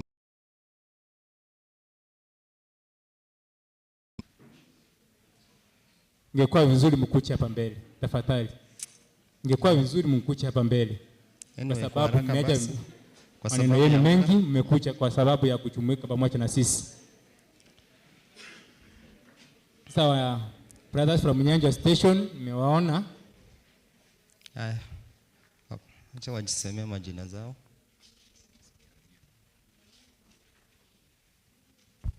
Kwa sababu wako na mdomo, wale tuwapatie just 1 minute waongee.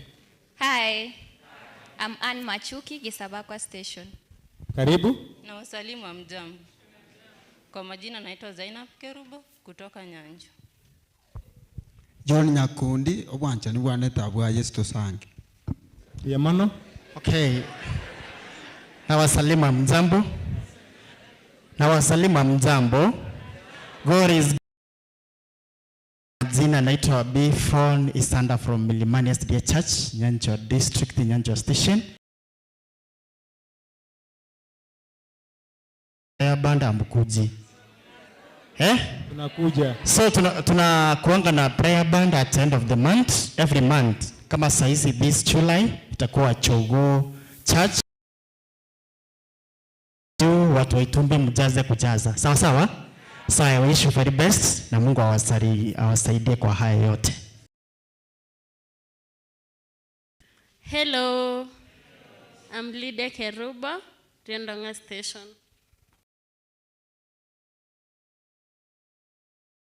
Nyancho Station, Daraja Mbili District. Karibu sana. Kutoka Gembo Station, Sekev. Asante. God is good.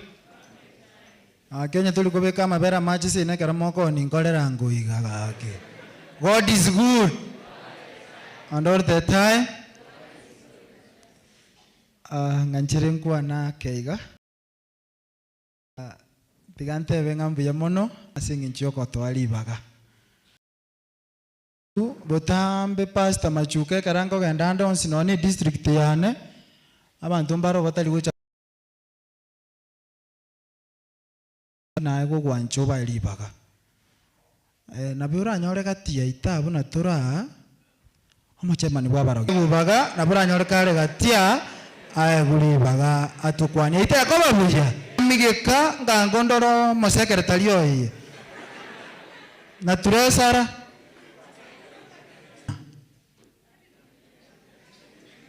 seito ikunga mokumoni. Mokumoni igere Nyamira. Nona arule na achira. Naende igondo morandi as a at the same time, I've seen my fellow students from the University of Baraton, Pastor Boss, and also my brother. Oyo. Ono no tura sobo koleri. No na inchinate batigankore gento kieki ingikega. Station netieseye gokolikerwe message matembaro abuna bono turaiga naro ruri kiritu kware kogenda bosungu kware kogenda oikari bo barachonyo ri gari kware kulina and abakonye kigima no tura asingi chobo kware. May God bless you. Kiongozi Arandi wasimame. Yes, kwa haraka sana. Nick.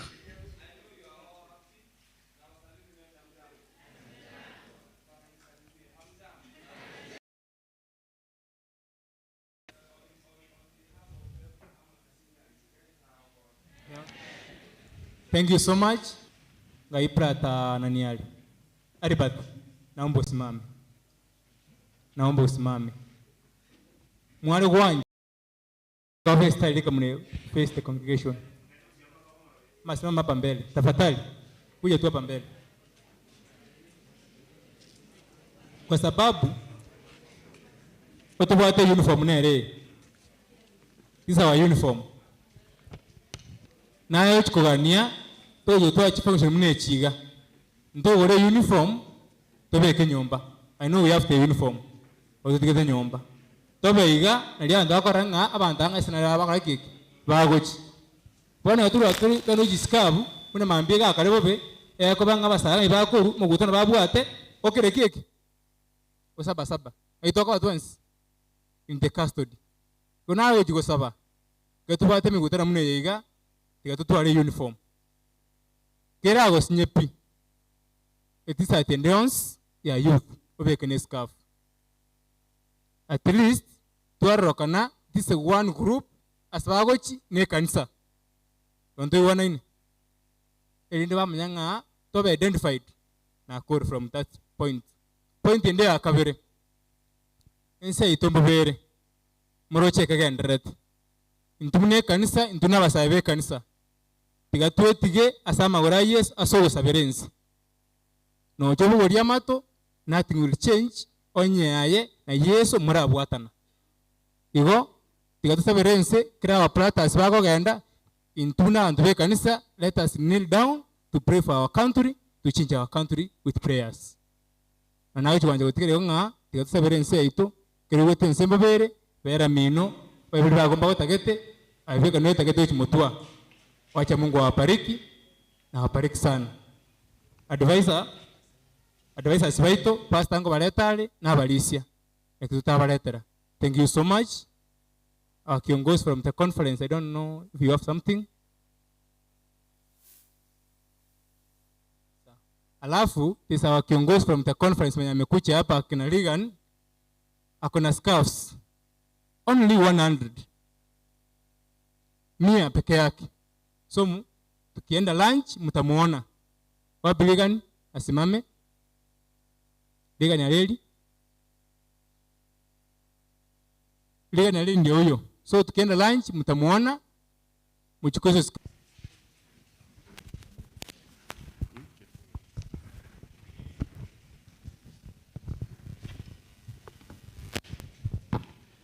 Naomba tufungue Biblia zetu katika kitabu cha Mathayo, the book of Matthew chapter number 28 verse 19.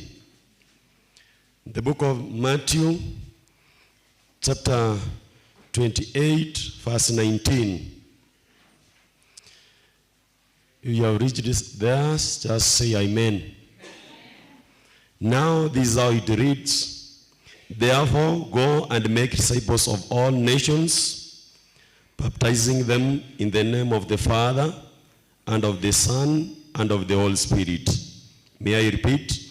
Therefore go and make disciples of all nations, baptizing them in the name of the Father and of the Son and of the Holy Spirit. Mnenaji akija basi ayo atayafafanua vilivyo. May God bless you. Tutenene na Matera itali namba 108 asige songo. Tusimame sote nambari 108 katika lugha ya Kimombo.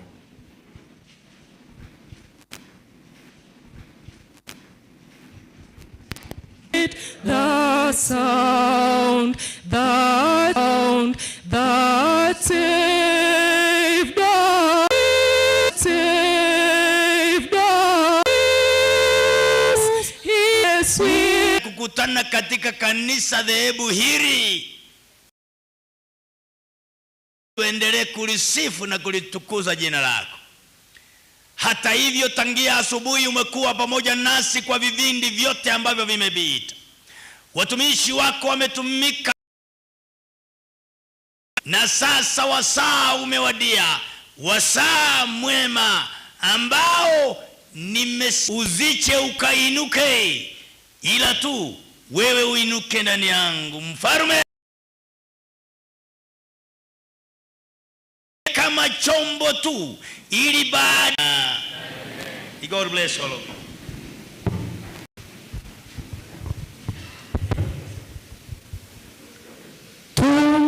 Tumekombole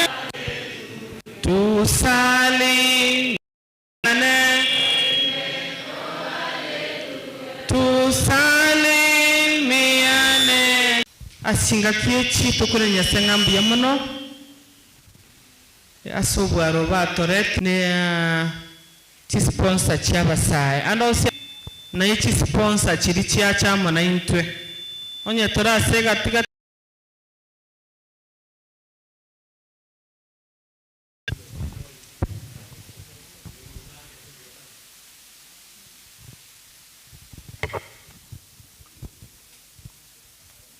ntobwati sponsor rero inchu toche bwango nabalisi baito nabarorire bakwayerera toche mutwa tokwanya abasai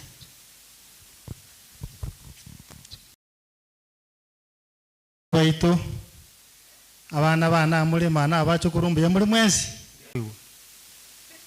ngenta manya Kisungu ndio kisingo kwa ndimbo yamole biyamona sana. Karibu sana asika cyanya mwalio no mwata kiriko bagaiga na ndembu yamona gwetera tesi abara bali station asuko banga mangana ai ekara moko beka bere buna muri gabono igero magoko monene ekara moko umerana ekona rengo mu yare watanga gotoka rese miraga teri go chari macho moino gotona korana iga na bero magoko nano egoto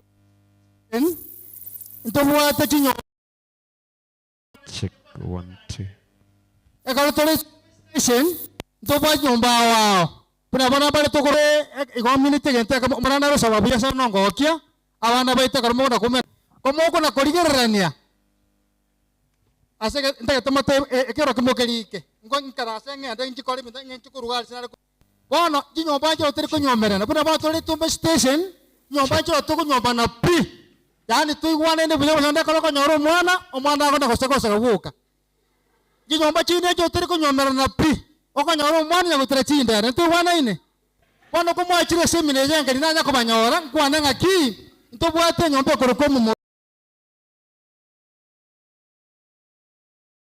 tokoro kumwamonda tobwate yokoro kwa mwamulyango tobwate omunyamoyo omwaboto n'omunyamasicho abantu bakuru kambanane abantu bari kunyomana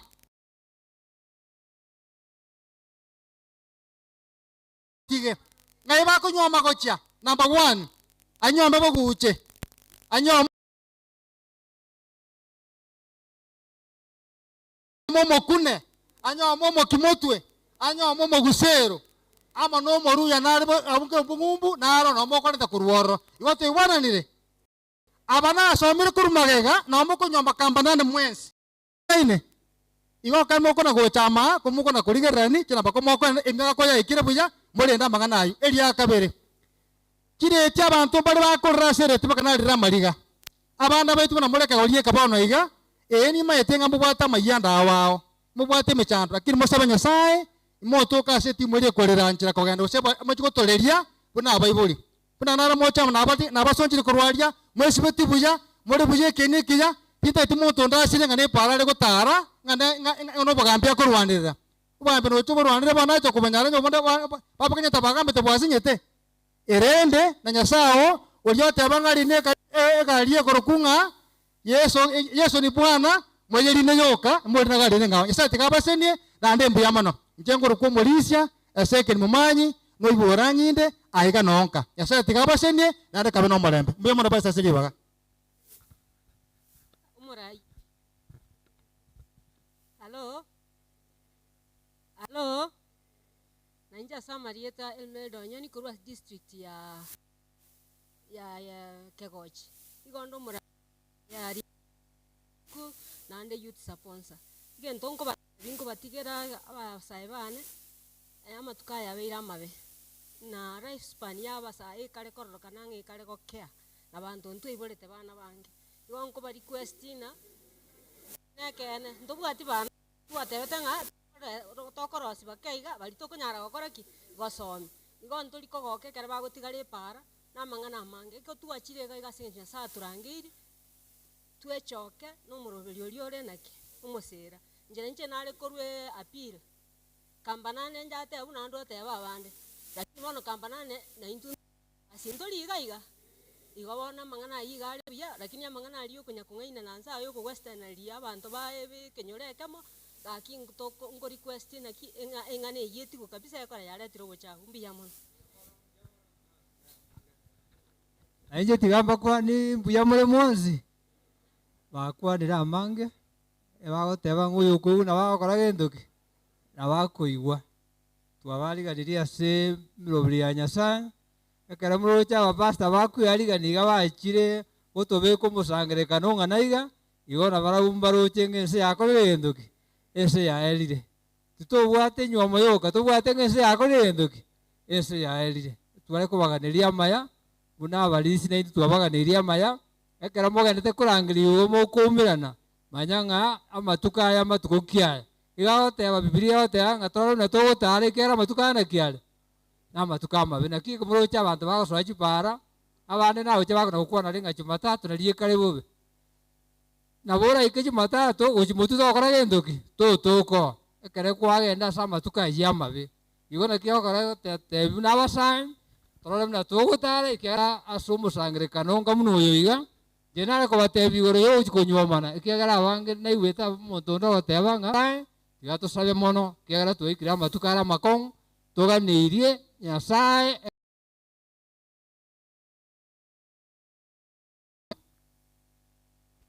mbia mono ndaite kurangiria barandia barasi gatigati yaitu na into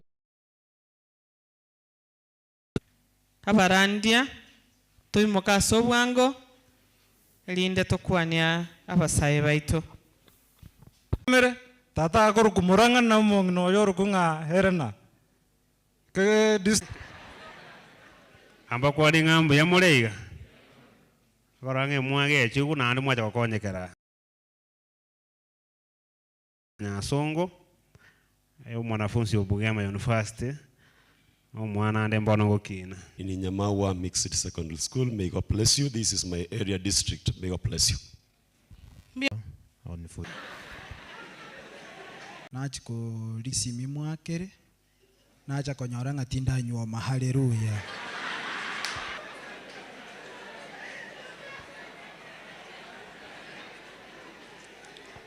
Bwana Yesu asifiwe. Asifiwe tena. Jina ni Pastor Zakari Bosire, anatoka Gesure District, Irongo Church.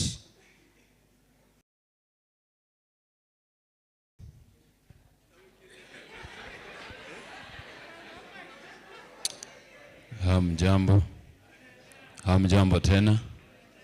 Samba Walter, Nyakunguru District, Liamwegi Church, Station Nitumbe, Baraton. Thank you. Ayande nto yamanyekere twakurire samo nigo sebana imbato erese asobwagare chinga kiechiga ntagetenga regania abadikonesi barase gatigati yaitu batene batosangirira sadaka ndugo ati abadikonesi asabasai gose deacons onye morororo tutene tosangirira sadaka asobwangu ibitabo rende mutatoa ibitabo mbire kanise Festus tokonye nge bitabo Murai Festus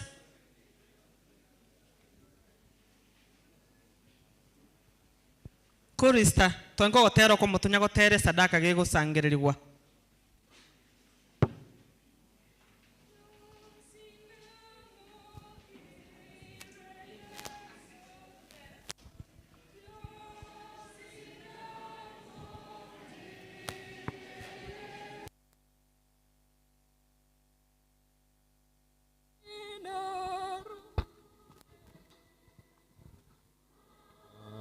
Se ama tuko onsi asore botame kidogo tu, just a minute. Ase balitubwate liquid cash, ngende se mpesa yao, send money 07 69 92 00 2 enoti sana ibere sana emo kianda ibere enoti sana ibere 07 69 92 00 72. Kevin Onganga.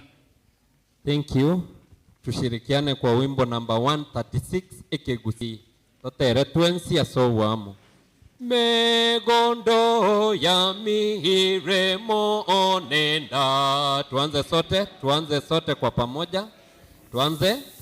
Megondo ya mihiremo onenda gera ya rabire ande onsia rabirama vokone birubo monene toma bage esi wekerero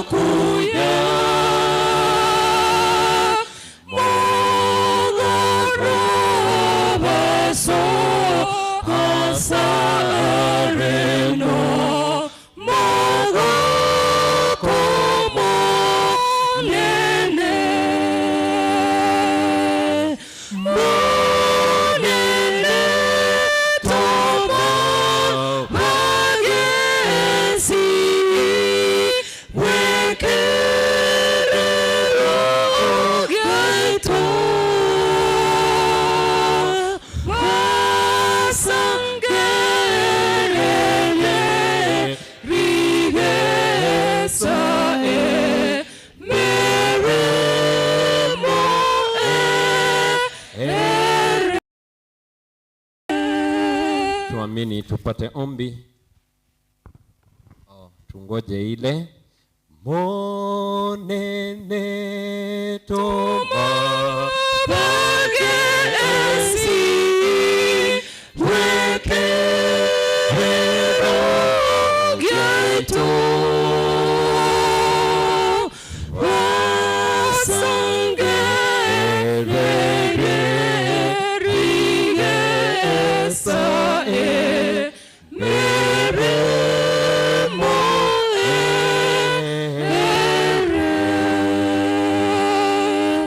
Tupate ombi. Baba, katika jina la Yesu Kristo, ni asubuhi, mchana mwingine mwema tumekuja mbele zako. Sisi ni wenye dhambi, sisi si toshelevu machoni pako. Mungu wangu, ninawasilisha ombi hili kwa niaba ya wengi ambao tumetoa zaka na sadaka kwa jinsi ya kuendelesha kazi yako. Asante kwa umbali huu, wewe ni Ebeneza. Yale yote ambayo umeyatenda maishani mwetu, sifa na utukufu kwa jina lako. Tumekutolea, tuomba utusamee dhambi zetu ili sadaka yetu na zaka iweze kukubalika machoni pako. Tuoshe tusafi, tuwe tushelevu machoni pako, tuzingire na damu yako iliyomwagika Calvary. Ombi katika jina la Yesu Kristo aliye mwombezi wetu. Amen.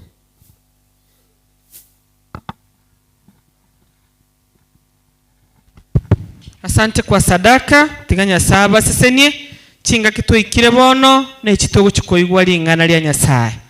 Ntagete kwaregania umurandia orachi gotokwanera kuri ku Pastor Agripat Machuka nukurwase district ya Marwanga na inche Pastor Margaret Kerbo Michira Magati ayonse na ayane ndo murandia lya district ya Matunwa. Karibu sana umurandia otokwanere bona Nyasaye arorere buya. Pastor Minto Margaret nagosoro iroto kwani asoko pungo koboko. Punga mkono kiongozi wa vijana katika station yetu, mwanamke ambaye ana uwezo. Mungu wetu wa mbinguni akubariki. Pastor Dennis ni chaplain wa shule ya ubiri Bare Nyamawa STS Secondary. Naomba upunge mkono. Ndugu yetu huyu naye ni mchungaji, wakati wake ukifika atakuwa mchungaji, lakini simama utusalimie. Jina lako? Uliamua iganya monema. Ya no monto muya. Abasoro mu mukibiruke mu karanse kuruhalia. Usikonyeko. Naomba kwamba mpepa viti zenu mkae hapa. Wapendwa vijana, Bwana Yesu asifiwe. Ano tu wetalira naye. Kibona nguko kwa nilikuwa kiraya. Vijana, Bwana Yesu asifiwe. Punga mkono, Bwana Yesu asifiwe. Nimewakaribisha kwamba katika wilaya yetu hii, wilaya iitwayo Marwanga, kanisa hili letu Nyamwario, tuliandaa tukasema kwamba mtakapokuja tumeweka viti vikalie vizuri, msikilize ujumbe, neno la Bwana. Mungu wetu wa mbinguni awabariki kila mmoja. Naomba nimlete kiongozi wa vijana katika eneo letu hili, ndugu ambaye ni Festus Kibagendi. Naomba usimame. Kwa heshima hiyo, njoo uwakaribishe, maana ulimefanya maandalizi haya. Mungu wetu wa mbinguni akubariki. Praise God. Hallelujah. Praise God. Amen. Praise God. Hallelujah. Praise God. Amen. Praise God. Kwa majina vile mmesikia ni Festus, vile pastor amesema, a father of 3 as Medrin, Blessing and Shiloh, and with one wife by the name Elizabeth. So unfortunately hajafika, lakini yeye ndiye amefanya ni kuwakaribisha kwa njia ya kipekee katika wilaya hii. Na tutakapomaliza huu mkutano, tunapoendelea kushushwa tunaomba Kristo aendelee kuinuliwa. Na mimi huwa mara nyingi napenda vijana sana, so wherever I see these meetings of young people, I really feel happy. So I want to wish you all well, and may the grace of God be sufficient to us all. Thank you. Aya no musacho mungaini ole. Mose engenjo kwa bangire program we. Igotoko nyasako siseni musacha. Na manyete ngaki binte binitanya kubwati mono ekera barai bari nyamaru angaga bantu ni pastor minto bwente kwangu sagoja sore bagakonya. To be very sincere, onye e district irere moyo aende ribuya ya omoyire keyemon na obale igotwa batebetinga inuka nyako bera abujikoni motoroseri egento tori mwara na babakuru kaba ndagira na msinge kuwepo pamoja na hiyo mita mungeireta muiweke hapo, atungejua atungeweza kuunganisha, maana atuele mukungu chaka kokora mwakuno kujimuinu ya kwana buya baka ninje kumeni monkonyete. Ninaomba kwamba Mungu wetu wa mbinguni awabariki. Asante kwa kuwa pamoja nasi. Naomba kwamba muniruhusu, wamesoma viwango mbalimbali, sasa naomba kwamba muniruhusu nisungumze kama msomi. I want alime kone ime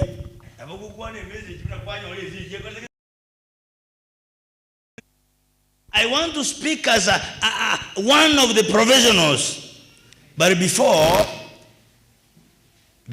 nilete ujumbe, naomba kwamba munipende. Ni wangapi wamekubaliana kwamba watanipenda? Ndio. Vijana sikia, vijana Mungu wetu wa mbinguni anawapenda. Vijana Mungu wetu wa mbinguni anawapenda.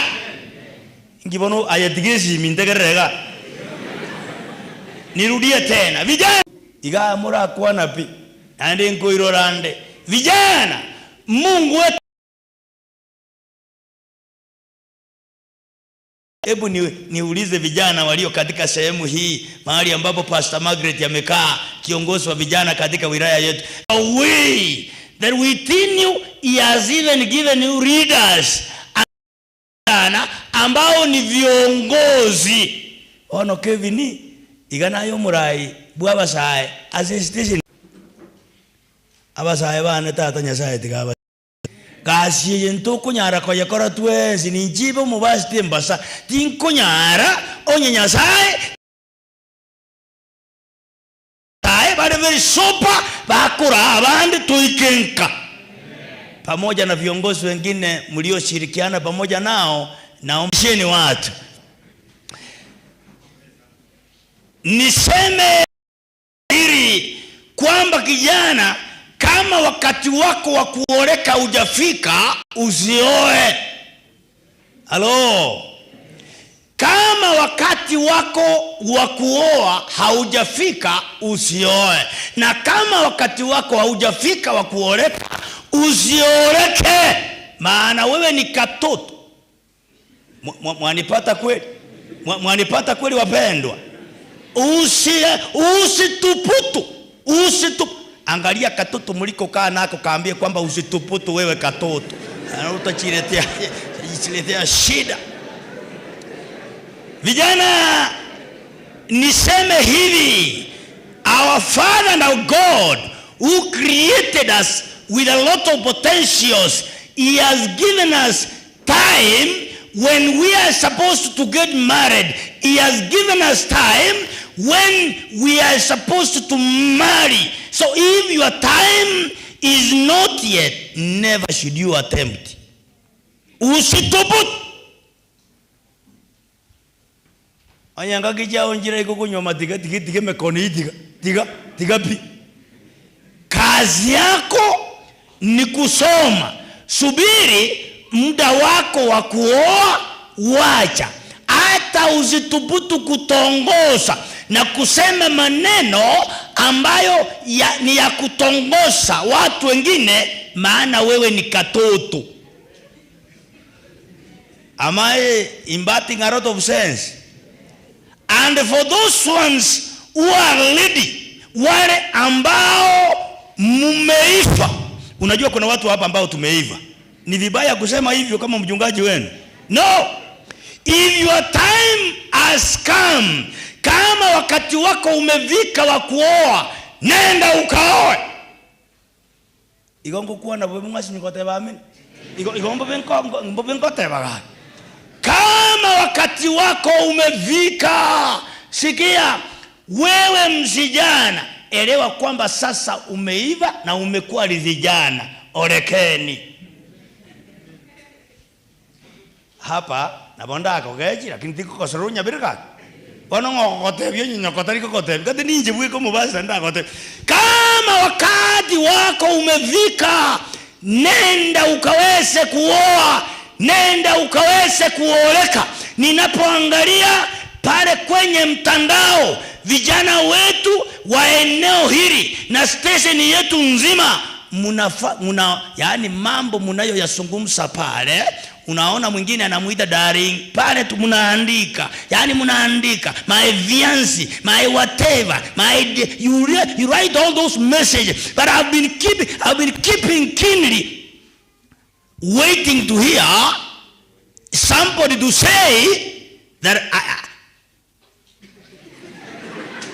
ngibona mudari gotebera ari mwanya kuliko ngimudari gotebera bona kwani omuntu imore kama matenga kwa kinire kore bintu bino bitakireko koru. Salimia huyo mlena. Kama umeifa, nenda tekeleza jukumu wapendo. Sikia. What are you waiting for? It is your time. Kama wakati wako umefika, tekeleza jukumu. Maana Mungu wetu wa mbinguni anasema kwamba inapendeza kwamba mtu na mwenzake wawe vitu vingapi? Mwana akasomeke Mungu akatanga raro muntu natigesha na ngina babugata nena mukaya babe bintu bire kemo omaide adigeje waikirenga dosori ayetoloji kwabe.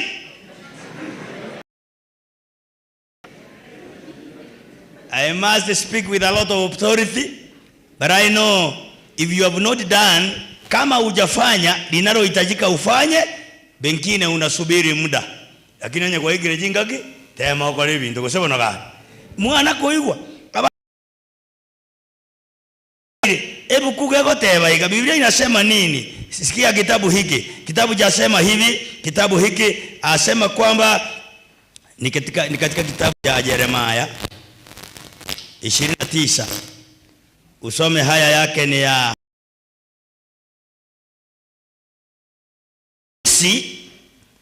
Mungu wa Israeli awaambia hivi watu wote waliochukuliwa mateka nilio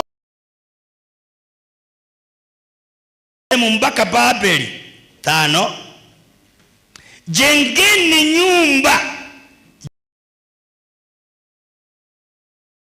Ndio dalikuwa na mondo. Ijengeni nyumba, mkae ndani yake. Kapandeni bustani, mkale matunda yake. Oeni wake, mkasae. Oeni wake, wana na pinti, na kila mmoja aseme amina. Taku kira iko musiku abeiri. Egento takere gukora lengere lyonyegento kema ngigako bama kwani gumwaka nato muda wako kuatiga ikakuati paka utumie creation. He created, he did what? He created. For the first day he created, the second day he created. When it came on the day of creating man, akampa uwezo na mamlaka ya kuweza kutawala ulimwengu na kila moja. Ifoso aliona dhambi ave ulimwenguni aiyage dunia kwa ajili ya dhambi za mwanadamu. Akia bana ba mintu ngibona mutari kunyugwe engombe ya rekoro kananga nije kokole bibi Yesu ngomena. Yes, ndio maana tukasoma katika kitabu haya unyago tabanga be yeah. God has not given you that potential. Unaona watu wakitikisa vichwa vyao kwa sababu ya nani? Tu wengi la nani? Watu wengi watamrejea Yesu. Watamrejea Yesu. Muroje turaimoka basaya bane. Tosoka ko jase Yesu. Kwani umuntu imore kama nguruja ye ngiko kokora bon. Yaani sikia vijana ni kurandaranda siku nzima. Juma lote ni kusunguka. Ni kusunguka. Kazi yako ni kutongoza. Yaani kuanzia asubuhi na usiku wote urali ni kuwatongoza wasichana wa watu, ukatongoza huyu, ukamwaja, ukatongoza yule, ukamwaja, ulipo test na yule, ukaaja. Wewe kazi yako ni kutembea kila sehemu, ushindwe katika jina la Yesu. Tumieni nguvu yako, tumieni muda wako ili ukatangaze neno la Bwana na kila mmoja aseme amina. Ndio. Abasa ngoko tebeti ngaye eri bagubwate neri yukuna kwa gero muntu nzi lakini kakikambu ya mogoko.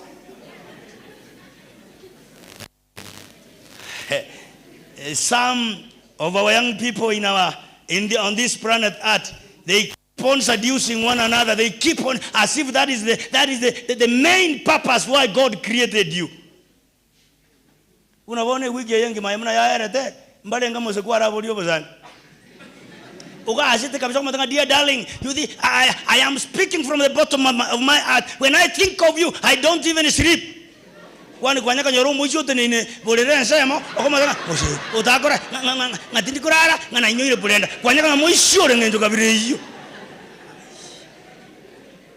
Friends, am I communicating, my friends? Are you getting what I want to say?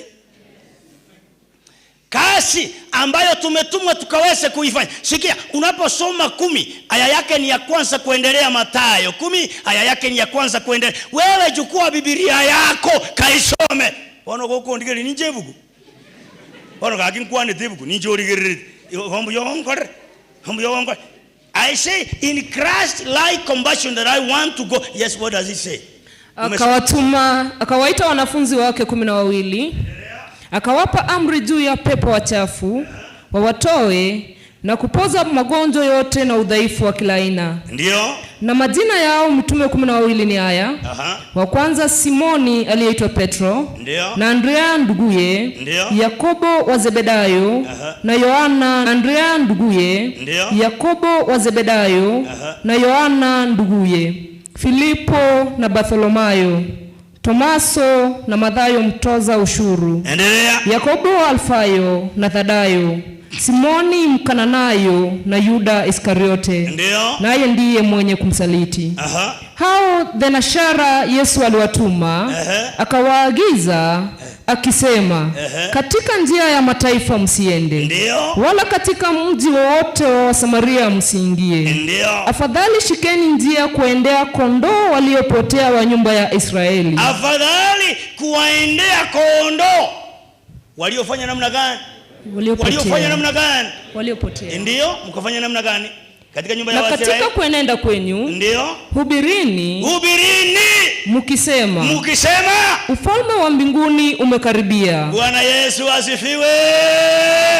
My sister, get seated. Habako soma buye baba. May God bless you.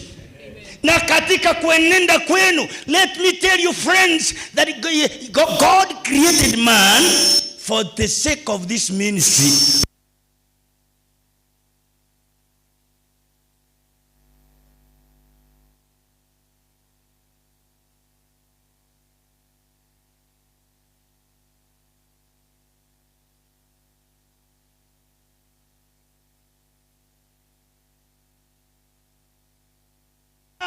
God our Father, Jesus Christ calls his 12 disciples. The names of the 12 disciples, you have heard them. What is the first name? Yeah? Another name? Another name? Were you here when she was reading? Akawaita wote. The Bible records that he calls his 12 disciples, and after calling them, he sat them on his school. Hello? If Jesus Christ called them and sat them in his school, who was the teacher? Who was their teacher? Who was their teacher? Jesus Christ was their teacher. He called them, the 12 disciples, and he sat them in his school. He taught them. He did what? He did what? Can you speak like a person who heard this morning? He did what? He did what? Unajua usiposema siondoke. He did what? Are you chatting or you are just getting what the message is? He did what? He taught them. Jesus Christ, he taught them. He called the 12 disciples and he taught them, remember that we are the disciples of today as young people in our communities. We are the disciples of what? Of today. Yeah. Wewe ni mwanafunzi wa nani? Wewe ni mwanafunzi wa nani? Wewe haujawa mwanafunzi wa mchungaji wako. No, wewe ni mwanafunzi wa Yesu. Alipowaita akawaketisha kwenye darasa akawafunza. And alipowafunza walipohitimu, when they graduated, he taught them, and when he saw that they have now qualified, he graduated them by saying, he speaks the graduational speech by saying that go ye therefore. Can I hear all of you say go ye therefore? Go ye therefore. Yes, remember that young people here, I know that you are called from wherever you are. You are called by who? Lakini tikanda abolia basaba. Muarangereti. Mubarangereti. Mugache dini kumwaganda nango jodero na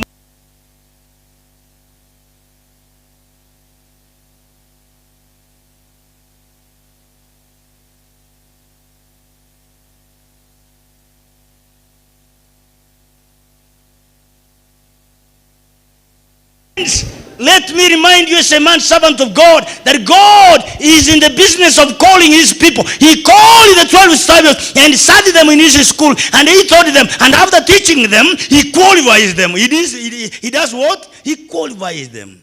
He says that go ye therefore, go ye therefore, go ye therefore. And today, as a man servant of God, I want to say that you are supposed to go. You are supposed to go. Where do you go?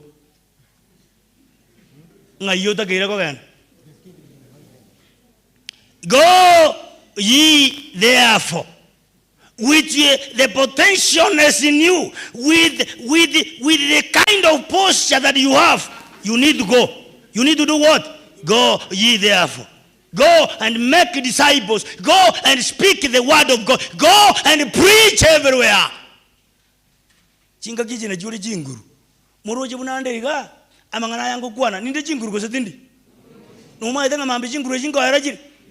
Ndiro ma yedenya sako tebanga ke yako tebanga morijio monene chinga kyako koragendo kieki akotenga umtafuteni Bwana wakati anapopatikana, maana wakati waja ambapo giza itaingia. Anaposema kuna wakati giza itaingia anamaanisha nini? Mwakuwa na manota tanaigwa utafuteni ufalme wa Mungu, mtafute Bwana, mtumikie wakati ungalipo. Yani sikia, wakati ambapo tuna nguvu na uwezo ndio wakati ambapo tunahitajika kufanya kazi ya Bwana, na kila mmoja aseme amina. Ya bunuru musaiga ayenyaruki. The right time that you need to work for the Lord. Mungu weta basaiban. Onyenga kie como corre meremo nerenga kieye baba bunosi bete tukiga. This is the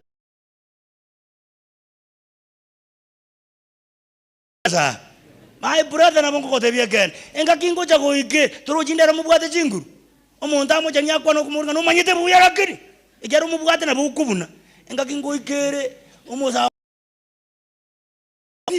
ugotara ko bereka tamagu kuna gotekina bara ubi ojikuimuka umaye tembole ina renga kirie gesunde. Siku ipo wakati utakuwa umeoleka, majukumu yamekusidi, yani watoto ndio hao, yani sikia, wakati ambao hautapata muda mwema wa kumtumikia Mungu, mtumikieni leo. Mokore Yesu mirimo mama imukatara randi Yesu kusema na yes na wanekera umuraba ko nyoraba ko kukatia aso kukatia rukume Yesu aye kuri bagana mairenga. Yes, tako na kuita banga irindi na yigwate ukuna koera de barindi gaki ukuna koera sikia hata katika mambo hayo Mungu apewe nafasi ya kwanza katika uliitwa Mungu akakuita sisi hatukuwepo ninaomba kwamba uwezo wa kuweza kufanya kazi ya Bwana najua hata nami siku ipo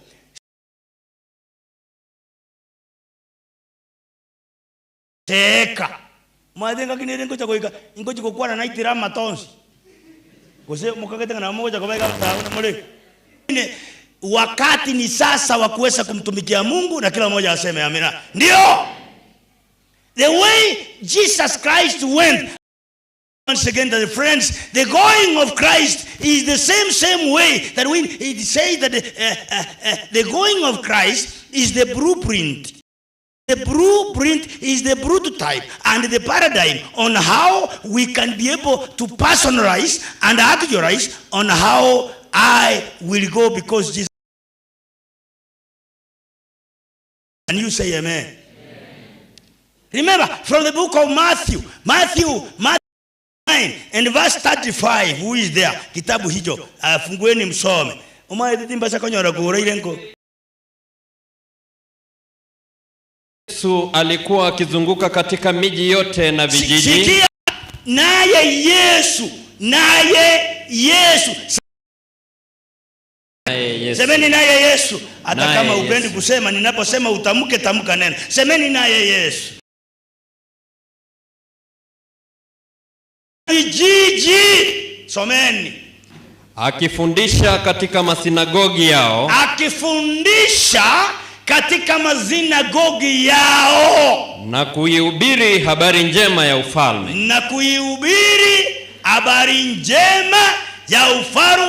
na kila mmoja aseme amina. Amen. Aliyekuwa akizunguka na kuhubiri ni nani? Yesu. Alihubiri wapi? Vijijini na miji. Anasema alizunguka kwenye miji na vijiji akihubiri habari njema ya uzima. Na aliposimama kwenye masinagogi yao alifanya nini? Pono kimotari kuhubiri bukukakiara na wale kusoma kakimo. Lakini gambo ya Mungu nkorera basa. Alifanya nini katika masinagogi? Na kuponya magonjwa yote. Kuna kitu ambacho umesoma. Akasimama kwenye masinagogi na kuihubiri habari njema ya ufalme. Ansia alisimama kwenye masinagogi, kuna kitu alisema hapo. Yeah? Akifundisha katika masinagogi yao. Katika sinagogi, aya baba ngayoi. Ndange page, wewe kuja njoo nimekuita uje. Njoo hapa.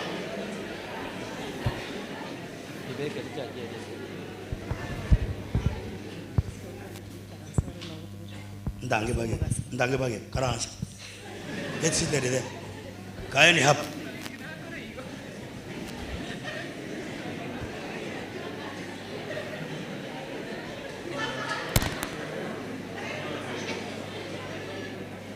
Bwana Yesu asifiwe. Amen. Unapotoka njoo uniombe nafasi. Uniambie unaenda wapi? Hapa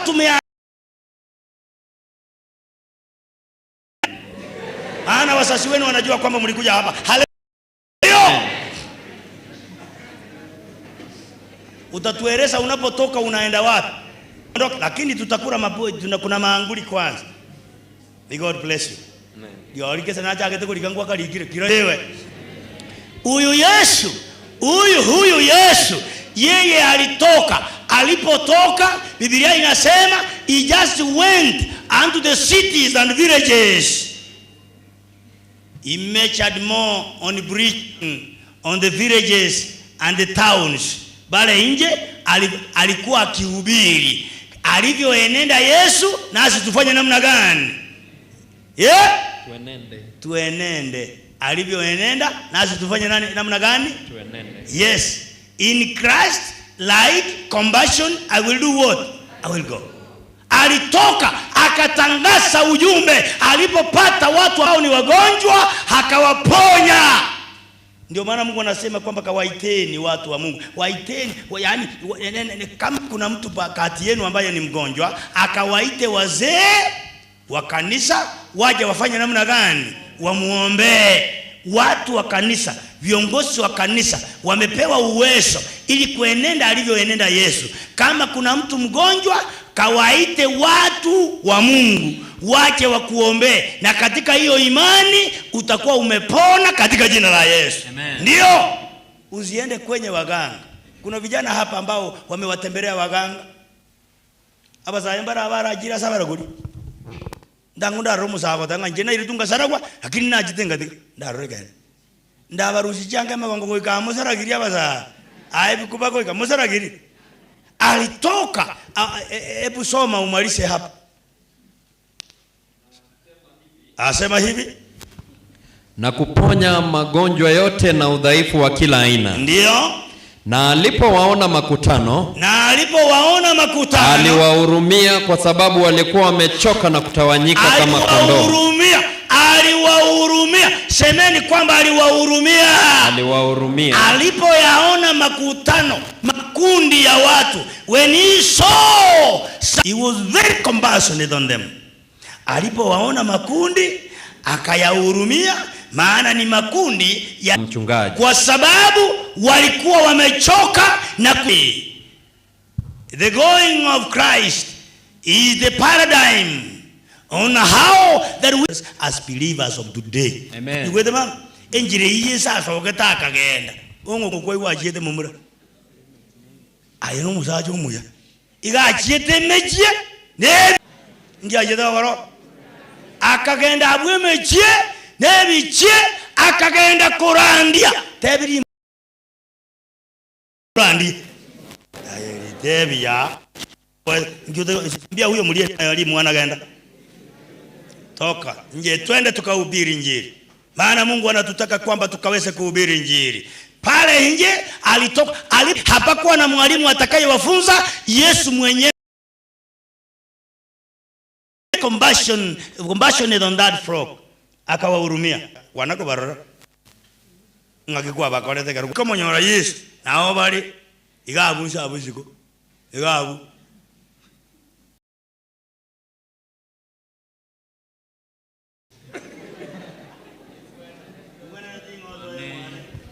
abuo. Umewahi kuwapata watu kama hao?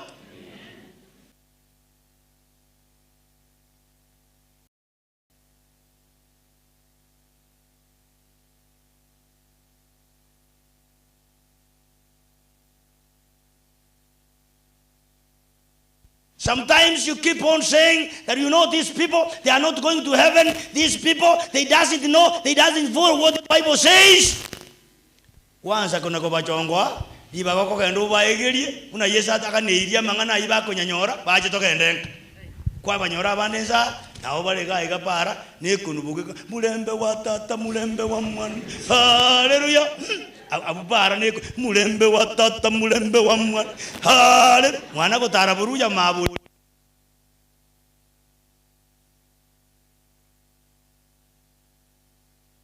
Pata watu kama hao unawasemaje? Watu wengine tunaanza kuwasema kwamba unajua hawa wazee watu wa Adventista hawa wamjui Yesu, hawafuati Biblia, sheria za Mungu wameziacha. Hao kwanza hatutapigi hata kuongea pamoja nao. Bwana kuyafara ukona kutelemeke kuba bosa abantawo emeremo yao kobaene yabamanya Yesu. Amen. Usiona wapi?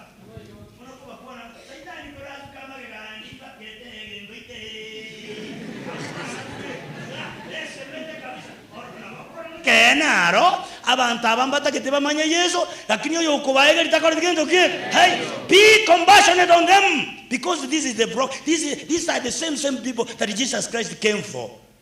And this is what he wants us to do as Christians, as young people in our communities and in our churches. This is what God wants us to do. Ekenaginya saka ne titokole. Basa baka kimo katora ndiye njiri ya Nyasaye. Inje ngo basara bana ba minto. Karati kama nganande. Remember that God says there is time and season for what? For everything. Kwa hiyo liliga ate bangaki. alipotoka kwenda kuhubiri alikutana na watu ambao waliokuwa wagonjwa. Watu ponya watu, waponye. He was very compassionate on them. Let us go out, tuende pale nje, tutangaze ujumbe, tutangaze neno la Bwana pale nje. Unapopata watu ambao ni wako, yani isikia, katika kanisa hili la Kiadventista, kazi yetu kubwa ni kuenenda na kutangaza neno la Bwana kila sehemu. Unaposoma katika kitabu cha Marko 16:15 na 16, anasema go into the world and preach the gospel. As they accept the message, the good news, bring them to the church. Anasema nini? Akawaambia, enendeni ulimwenguni mote, mkaihubiri injili kwa kila kiumbe. Ndio. Aaminie na kubatizwa ataokoka, asiyeamini atahukumiwa. Aaminie na kuokoka, aaminie na kuokoka atafanywa namna gani? Baminta bana baminta takurara. Aaminie na kubatizwa ataokoka. Aaminie na kubatizwa ataokolewa, ataokoka. Watabatizwaje? Wataaminije kama hawajaambiwa? Atakayewaambia ni nani? Sema ni mimi. Yes, ni mimi. Sema ni mimi. Ni mimi. Umwana ulitakurara kaike kanisa no abantu bakurara. Abantu kurara bari kiruguru. Ngakiura ile kiruguru. Toko toko seke turari tukumanyayo. Vijana ambapo tuna uwezo na nguvu, tokeni nje, tangaza neno la Bwana. Watakaoamini waje wabatizwe kwa jina la Baba na la Mwana na la Roho. Sema amina. Ndio. Ingibono kesinyi. Turaimuka muroje ntoko. Ikotoko bireta aseli amalikako tebangaki bagocha mubare.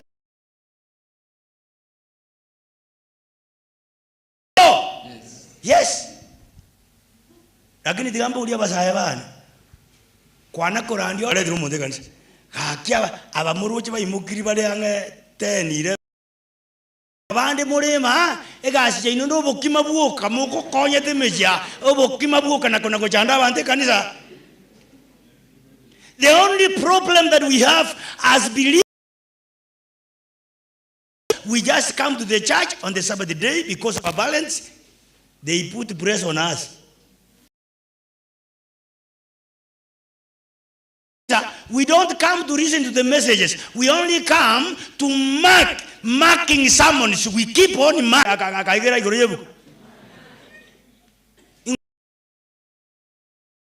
Ingendonke yo manyete gorebu kwae. Umatengo ronda basaiba no sibatanta ini ngakisa chita kakora criminology, kasi criminology, kono kale kako tanga sisi ni wasomi abegete birore. Na kono kukumaka ngakabu pastor tarande tibuya. Tinda ande tibuya no manyete kende chuma nyete gorebu kumonto. Kaza ne bitoko akorete bibibaga criminology, eo bwadiba. Na sermons at the church that this man servant of God today never spoke. Ije toko kwana na ayo ko monta manya kwenye kwana kusema monene. Igonko Biblia inasema kwamba pale nje Yesu alihubiri. Sasa kufanya nini? Tukahubiri. Watakao ibokea ujumbe na gani? The only problem we do as believers of today, we keep on preaching even when we are tulihubiriwa, tukafanya namna gani? Tukaje. So tunapoingoereza nkubatike Mungu na kenyunyuta na kebeka mbombe na kusiarira na kubikira. To sababu moja ambayo imefanya watu wengi vijana hawakani vizuri ni kwa sababu kanisani we major more on preaching than teaching. Kende gionsi kegoja wakonyora bantu no bali sika ubako na kotenga upara na naye bwacha kotenga ngomanyete ngakote Yesu wik kete Yesu wik kete Yesu kete bukunaye ni sai no yo kete no ore buno ngeli abu para bu konya bako na kolinga njika bidi na uri njika bidi. Lack of knowledge. Ose mwana korora bantu bako tanga kati kanisa ni kanisa. Kwanza kanisa ni kanisa. Kanisa ni nkoro yao. Kanisa ni nkoro. Neka ene pingi kanisa ni nkoro. Aki kanisa ya nyako be nkoro. Sikia, katika kalenda ya Mungu, Mungu amepeana namna na jinsi ambavyo anavyohitaji watu wakaweza kumtumikia kazi. Unaposoma kalenda ya Mungu katika kitabu cha Mwanzo, utaona kalenda ya Mungu. Mungu anavyohitaji mambo yawe, kwamba siku ya kwanza akaumba, siku ya pili akaumba, siku ya tatu akaumba, ilipofika siku ya sita akamuumba mwanadamu, ilipofika siku ya saba akaitenga na kuiweka kuwa, kuitakaza na kuiweka kuwa wakfu, akampa mwanadamu ili kwayo hiyo siku mwanadamu aiabudu siku ama muabudu Mungu. Baminto litukelio nelituko bako sazima kusenya sai kulingana na kalenda ya Mungu for sure.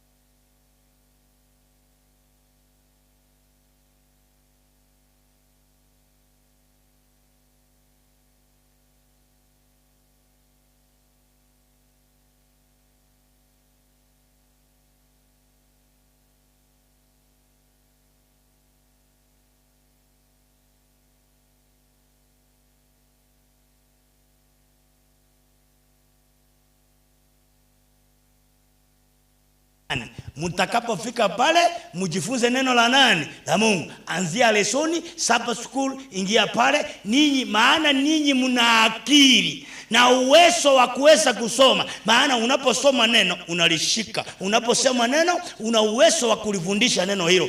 Nenda kanisani mapema, fundishaneni neno la Bwana. Haleluya. Yes. Inapofika wakati wa kuhubiri, don't you measure more on preaching on the Sabbath day, but be a good teacher. Because Jesus Christ measured more on teaching on the Sabbath day. Can I hear all of you say amen? Yes. Abasa. Kababa alimu abaya mokorua genda muchake koegeria. Sabato diyo mugakati ni nabegete birore agotebanga itegere moiwe. Here in the beginning God, he created the heavens and the earth was without form. Akura kukuigo ayemanyangu uyo kolengana nukumanya kwa yana bako ayemuka litukoliye sabato baba kwali baga buataria teach people about God the Father, the Son, and the Holy Spirit. Now differentiate who are the Trinity. Give people knowledge on the Sabbath day. Monyu weta wanya sai. Yani Sabbath kabu mwalimu. Nabo Yesu aleko kora ke Sabbath.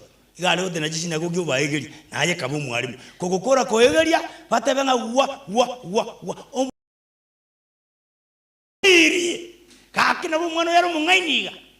Mwana kara muntu ugotenanga nkora ndiale Sabato ukwana igongora abantu bunatabu atikende bantu banega bakatama izamanena bantu banega akwemena unajigod abare ukora igokuma no bukoso kogenda abantu baza kikanisa ime bagokora kakitu arandiriwe ingi mwarandiriwe mangana kote nari abatambe kakitu arandiriwe abasayebane. If you want to be a youth of substance, lead the word. Hello? Lead the word of God. Soma neno, kura neno, ishi neno, tembea neno, tabika neno, Wapendwa, tabikia watu neno la Bwana. Haleluya. Yes. Am I communicating? Utakapotoka hapa siku ya Sabato fanya namna gani? Funza watu neno la Bwana. Lakini wakati mwingine pale mahali ambapo tunapofanya kazi, nenda tangazeni neno la Bwana. Make disciples, because God is the disciples, the 12 disciples, and today we are the disciples of today. Mungu wetu wa mbinguni awabariki. Alivyoenenda Yesu, nasi tufanye namna gani? Tuenende tukiwa na huruma ambayo Mungu aliyokuwa nayo. Ukipata kwamba kuna mtu ambaye anahitaji, muhurumie. Na katika huruma hiyo monyu wetu igoma konyora abantu babutero nabarengeraga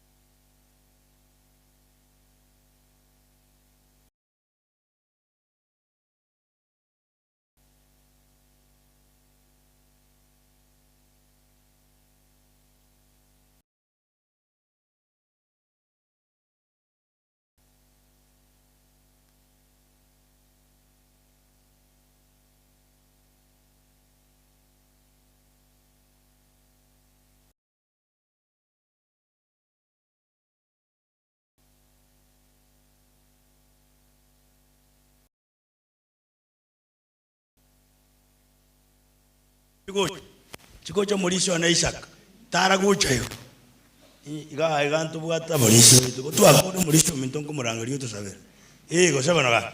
Yes, nimemuita mzee wa kanisa Elder Isaac Marubi ambaye ni mmoja wa wazee wa kanisa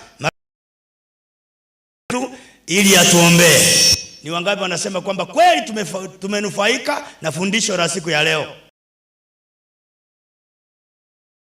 Sawa sasa. May God bless you. Vijana mtaka kutoka hapa, tekeleza jukumu. Kazi ambayo ili utuombe. Mbuyamole ekigusinda akwana na kinderere amariete enkuru kwisaka na tata Marubiga ankamole erenkagaria likuberia chiri ambwata kurumambi pastor yotuma munako no tuma mangana karikwa nchiche mbakiro kwali egento gyoko kumikwa me Kristo limuna natenenirega ena achira ari na ichani musangererekano gwesebe kuga tuli na nakororomo nene munoyo biyamore nande abasaebuka na kieke nkore iteringa bamura nkamenya Misiri amatuka mange katugutachinga kichiane kulende kweteresi byonse insi ya byonse yarumwa ikirambi yamure nande tiutinko bamanyara kinimbando le mukonyora mwankwania serikali yetu kuna kwenye sabira tulite kuba kuna kubaka chitiaga sinchira erone weekend yale nge kubutoranda mangana abana no bararia babona wantenga nini kubateta taira ngora insina bere bagotenga apana otu arwanire to ururiria ku 63 honest we ikire reparation into to tuguchiara guchibosi lakini ese reparation intageta abana baba banyore ni ya kyo abana banyasai yoko genda iguru inwe ne chipalosi muna na ikiro na iguru yagoteba pastor ni numura menta abana babandi bamino batebe nga irangora umunguru nakortaki naro nero kubeka bara muna mure bieni gagaki ebieni mba murama mba iseke karo mwasirire mbuyang chenga kumanyete lakini ino mokora kegaki mwana kone simoko ngenda chingongo chino mubatebi mwaikanyari bari mbora baru kwa kabasi mubatebi babasi bo mame bo sansa babari nabari baru machoge ni chingongo nkura itandi guchise ino maate eketeke nabo pastor nkuguna chenage tigeronde nago kire sana kubarura abange konya nabugire ntige ini history osovuga mabwana muna nakinira ganka. In fact, ina ari kumanya abantu mbataro nguru itu banganiga. Simoko nyora ari tawo ni mwankwanya ekanise no twarererwa karutwa rwete burabu bakwigwe rugeyo. Lakini tukanyore manu go happiness moino no nkari. Tiganda aboli anga abasaba anu happiness mbara. Abake. Happiness. Nyamwari yanere ndero ntango ndararo. Ye abagani baba itete sawa. Nchokode wale. Nchokode wale. Sasa tia bakonye na iwe mission yoko basabera. Atana bwante pastor. Tusabe. Nyasaye omunguru bweli obanense ayo mototongi na ando motoboli omonene. Imbu yamone kiagera litukelirire lya Nyasaye. Wonorora lituke lya bene se kanisa yitu ya Nyamwale Camp Center.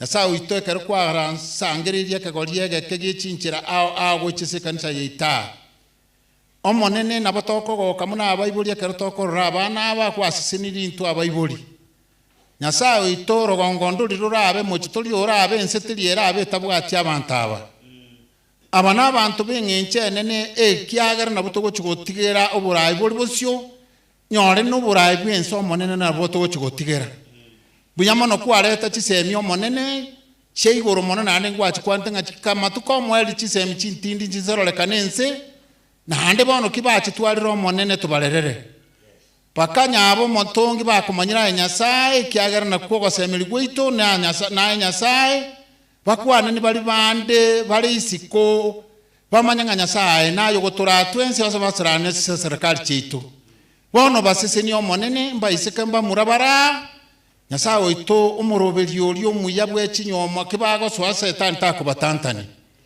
Nyasaye bakine buya basome buya banyole chigasi na kubwa byonsi omonene bagenderie enchiri ye kyara na bweganyete twase merio monene atogo totiga nori omonene kalire bumube kalire ira etole no mogoko monene ngankwa mubwete nsechere abene na handike twakurangiri ngoto abatotigera abana aba Yesu mwana Nyasaye nko igore nande notokonye bono basese nikibakurwa omonene bakogenda chingongo chiabo chikosi bakoimokina abandu bakorire nenyeme sibara agende chingongo Nyasaye basiarire enchiri yachete gusi ande yakiniri gusi guikarero iga Nyasaye togotose okino ikera ni byonsi na itutakobori tomatomentere nando toseni ekiagera maketo anyasuborire serieta liao nelio mwana Yesu Kristo oromotori ito amen Mbiyamono tu. Polisi na mbiyamono mwaga. Mbiyamono sana. Moroje kakiti mbwati abalisi bale buya. Moroje na otori na bukuru mambi. Sabere nse yaito ya Kenya. Abasaye bane. Mu bashaka soka para mogende ko tenga ngani nu mutegete kurwanirire sebe buya. Munyu gwede. Segi yaito terikobe segi yechinyama na goiterania amanyinga. Onye tuli buya togende nyumba tubeka marunse tusabe Nyasaye akonye nse gusema no bati kogosoka ngokuore naende kogokwa ngochande nkwaneringa nabwa sokwete tokoenie monyu gwete mna na debere naende nyigwe emeremo yaito ntuno kurandi enjiri na gusabira abantu eine emeremo yaita Abasaye tobase kutukasi sabwembe nabatebi nga tugukura togosoka onye gwaikire ki chaka kuburi ubusani kujizikabu kuchuburi buja igombo benko bate tobase ko kanisa yaito omurai mumanyete kanisa yete ndara rusibikika igo idaka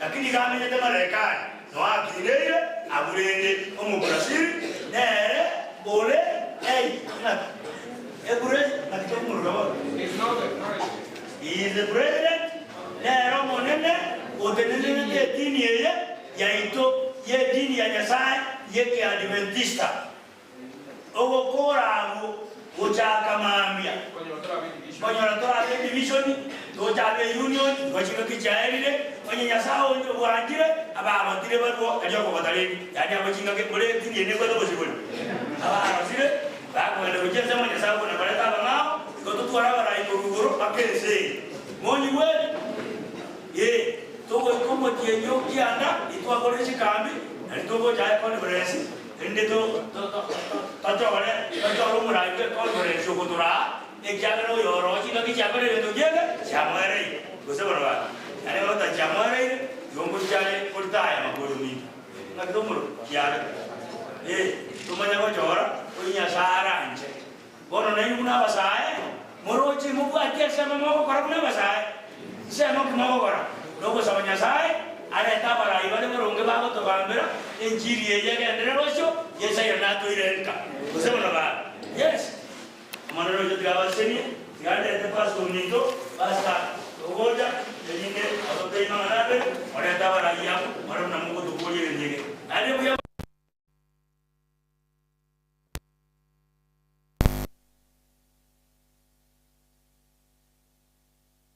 God bless all of you. Sante kwa kunipa muda, Mungu wetu wa mbinguni awabariki. Na kitoko ta yumurandia. Etwaga chigwa seringa ne rito igure gose. Pastor Mbiamono, ane Mbiamono asokwira ne ryo manyene bag. Ntagete ko umurayo ito our vote of thanks ka oratoro chengali ire lya bere boska. Mbiamono asingenjeli baga. Na bonte ete we appreciate our advisor. Na barande baito twins asingenjo yo wanja kubwatrana to this farm. Number ibere I want to appreciate our Inuka studio asingenjo iteberana kobamo 92 asa utobeka live ante kubakira ngambu ya mono gendrago tubwate sibotambe gendrago sibotambe elinde nchiri yeiga ekira abantu bonse. I want to appreciate my leaders from Morocco churches the station level asingenjo yoga to support when inu kuna ngondreka this far. I want to appreciate na inu mwezi asenge ncho to sabera asenge ncho yo wetera na gocha na watu yakubanga munabarai you fail to come and they can get kwa successive. So the success of our prayer band is on your hands. I want to thank you so much. Continue supporting us, continue praying for us. Toka ndrewos ka wochmotu toka nyete yesairane atwire ka wotumoka. Wantu kubakira ngambu ya mono keremoko genda. May God bless you. Wacha Mungu na damu yake iliyommwagwa msalabani iwe juu yetu. Kwa sababu ya masaa imeenda, wacha nilete kiongozi wa wilaya hii atuelekeze kwa sababu ya kwenda lunch. Kiongozi?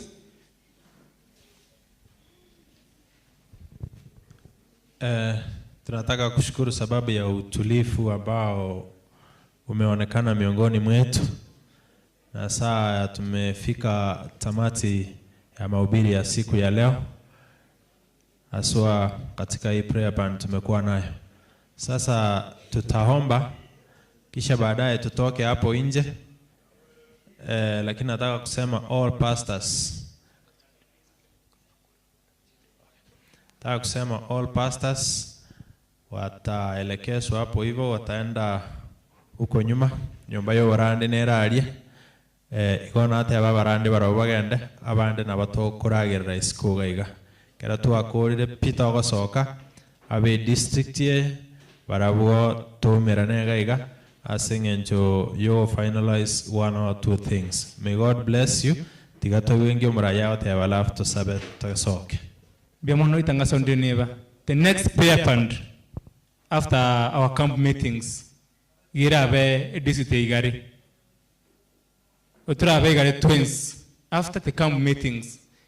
Na ndra mangageti na basi kwa the last prayer band tochi gotwara. Igondo twale like a sermon on that day. I want to welcome all of you to join hands to make it successful. The last announcement, tarehe 19 mutinyo iga Osaba kanisa ya Nyamiobo SDA Church under Gesinga Camp Center mbakabwate youth Sabbath promotion murayigante binga ya kunyarekana ritukelyo mugenda asobonge mubasire natume matangasa ya official ya platform asingi njoko invite but on his PF nimewa invite mbachoin elinde mubasire because it's a young church Bukina. Welcome. May we raise as we pray.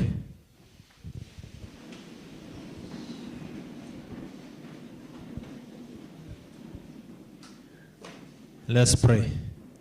Our kind and loving Father in heaven, we want to thank you because dispatch to our various homes, Lord. May you take care of us as we are going to take it. May you bless it and may it be of great importance into our body.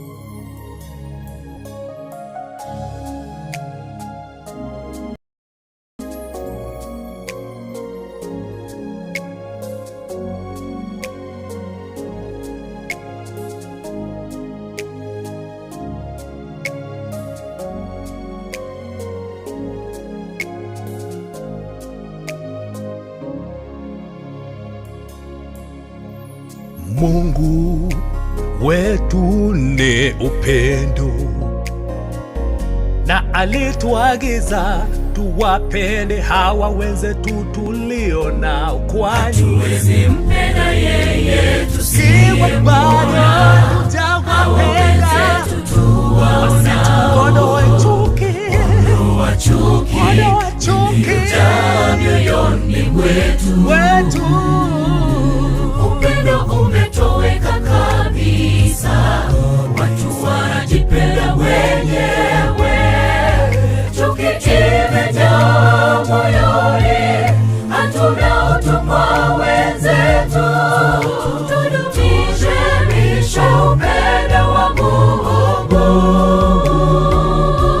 Upendo umetoweka kabisa, watu wanajipenda wenyewe, chuki imejaa moyoni, hatuna utu kwa wenzetu. Tudumishe upendo wa Mungu.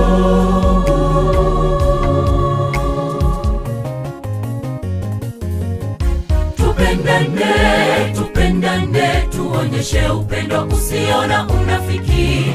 Tupendane, tupendane, ndiyo amri kuu Yesu alotuachia. Tupendane, tupendane, tuonyeshe upendo usio na unafiki. Tupendane, tupendane, ndiyo amri kuu Yesu alotuachia.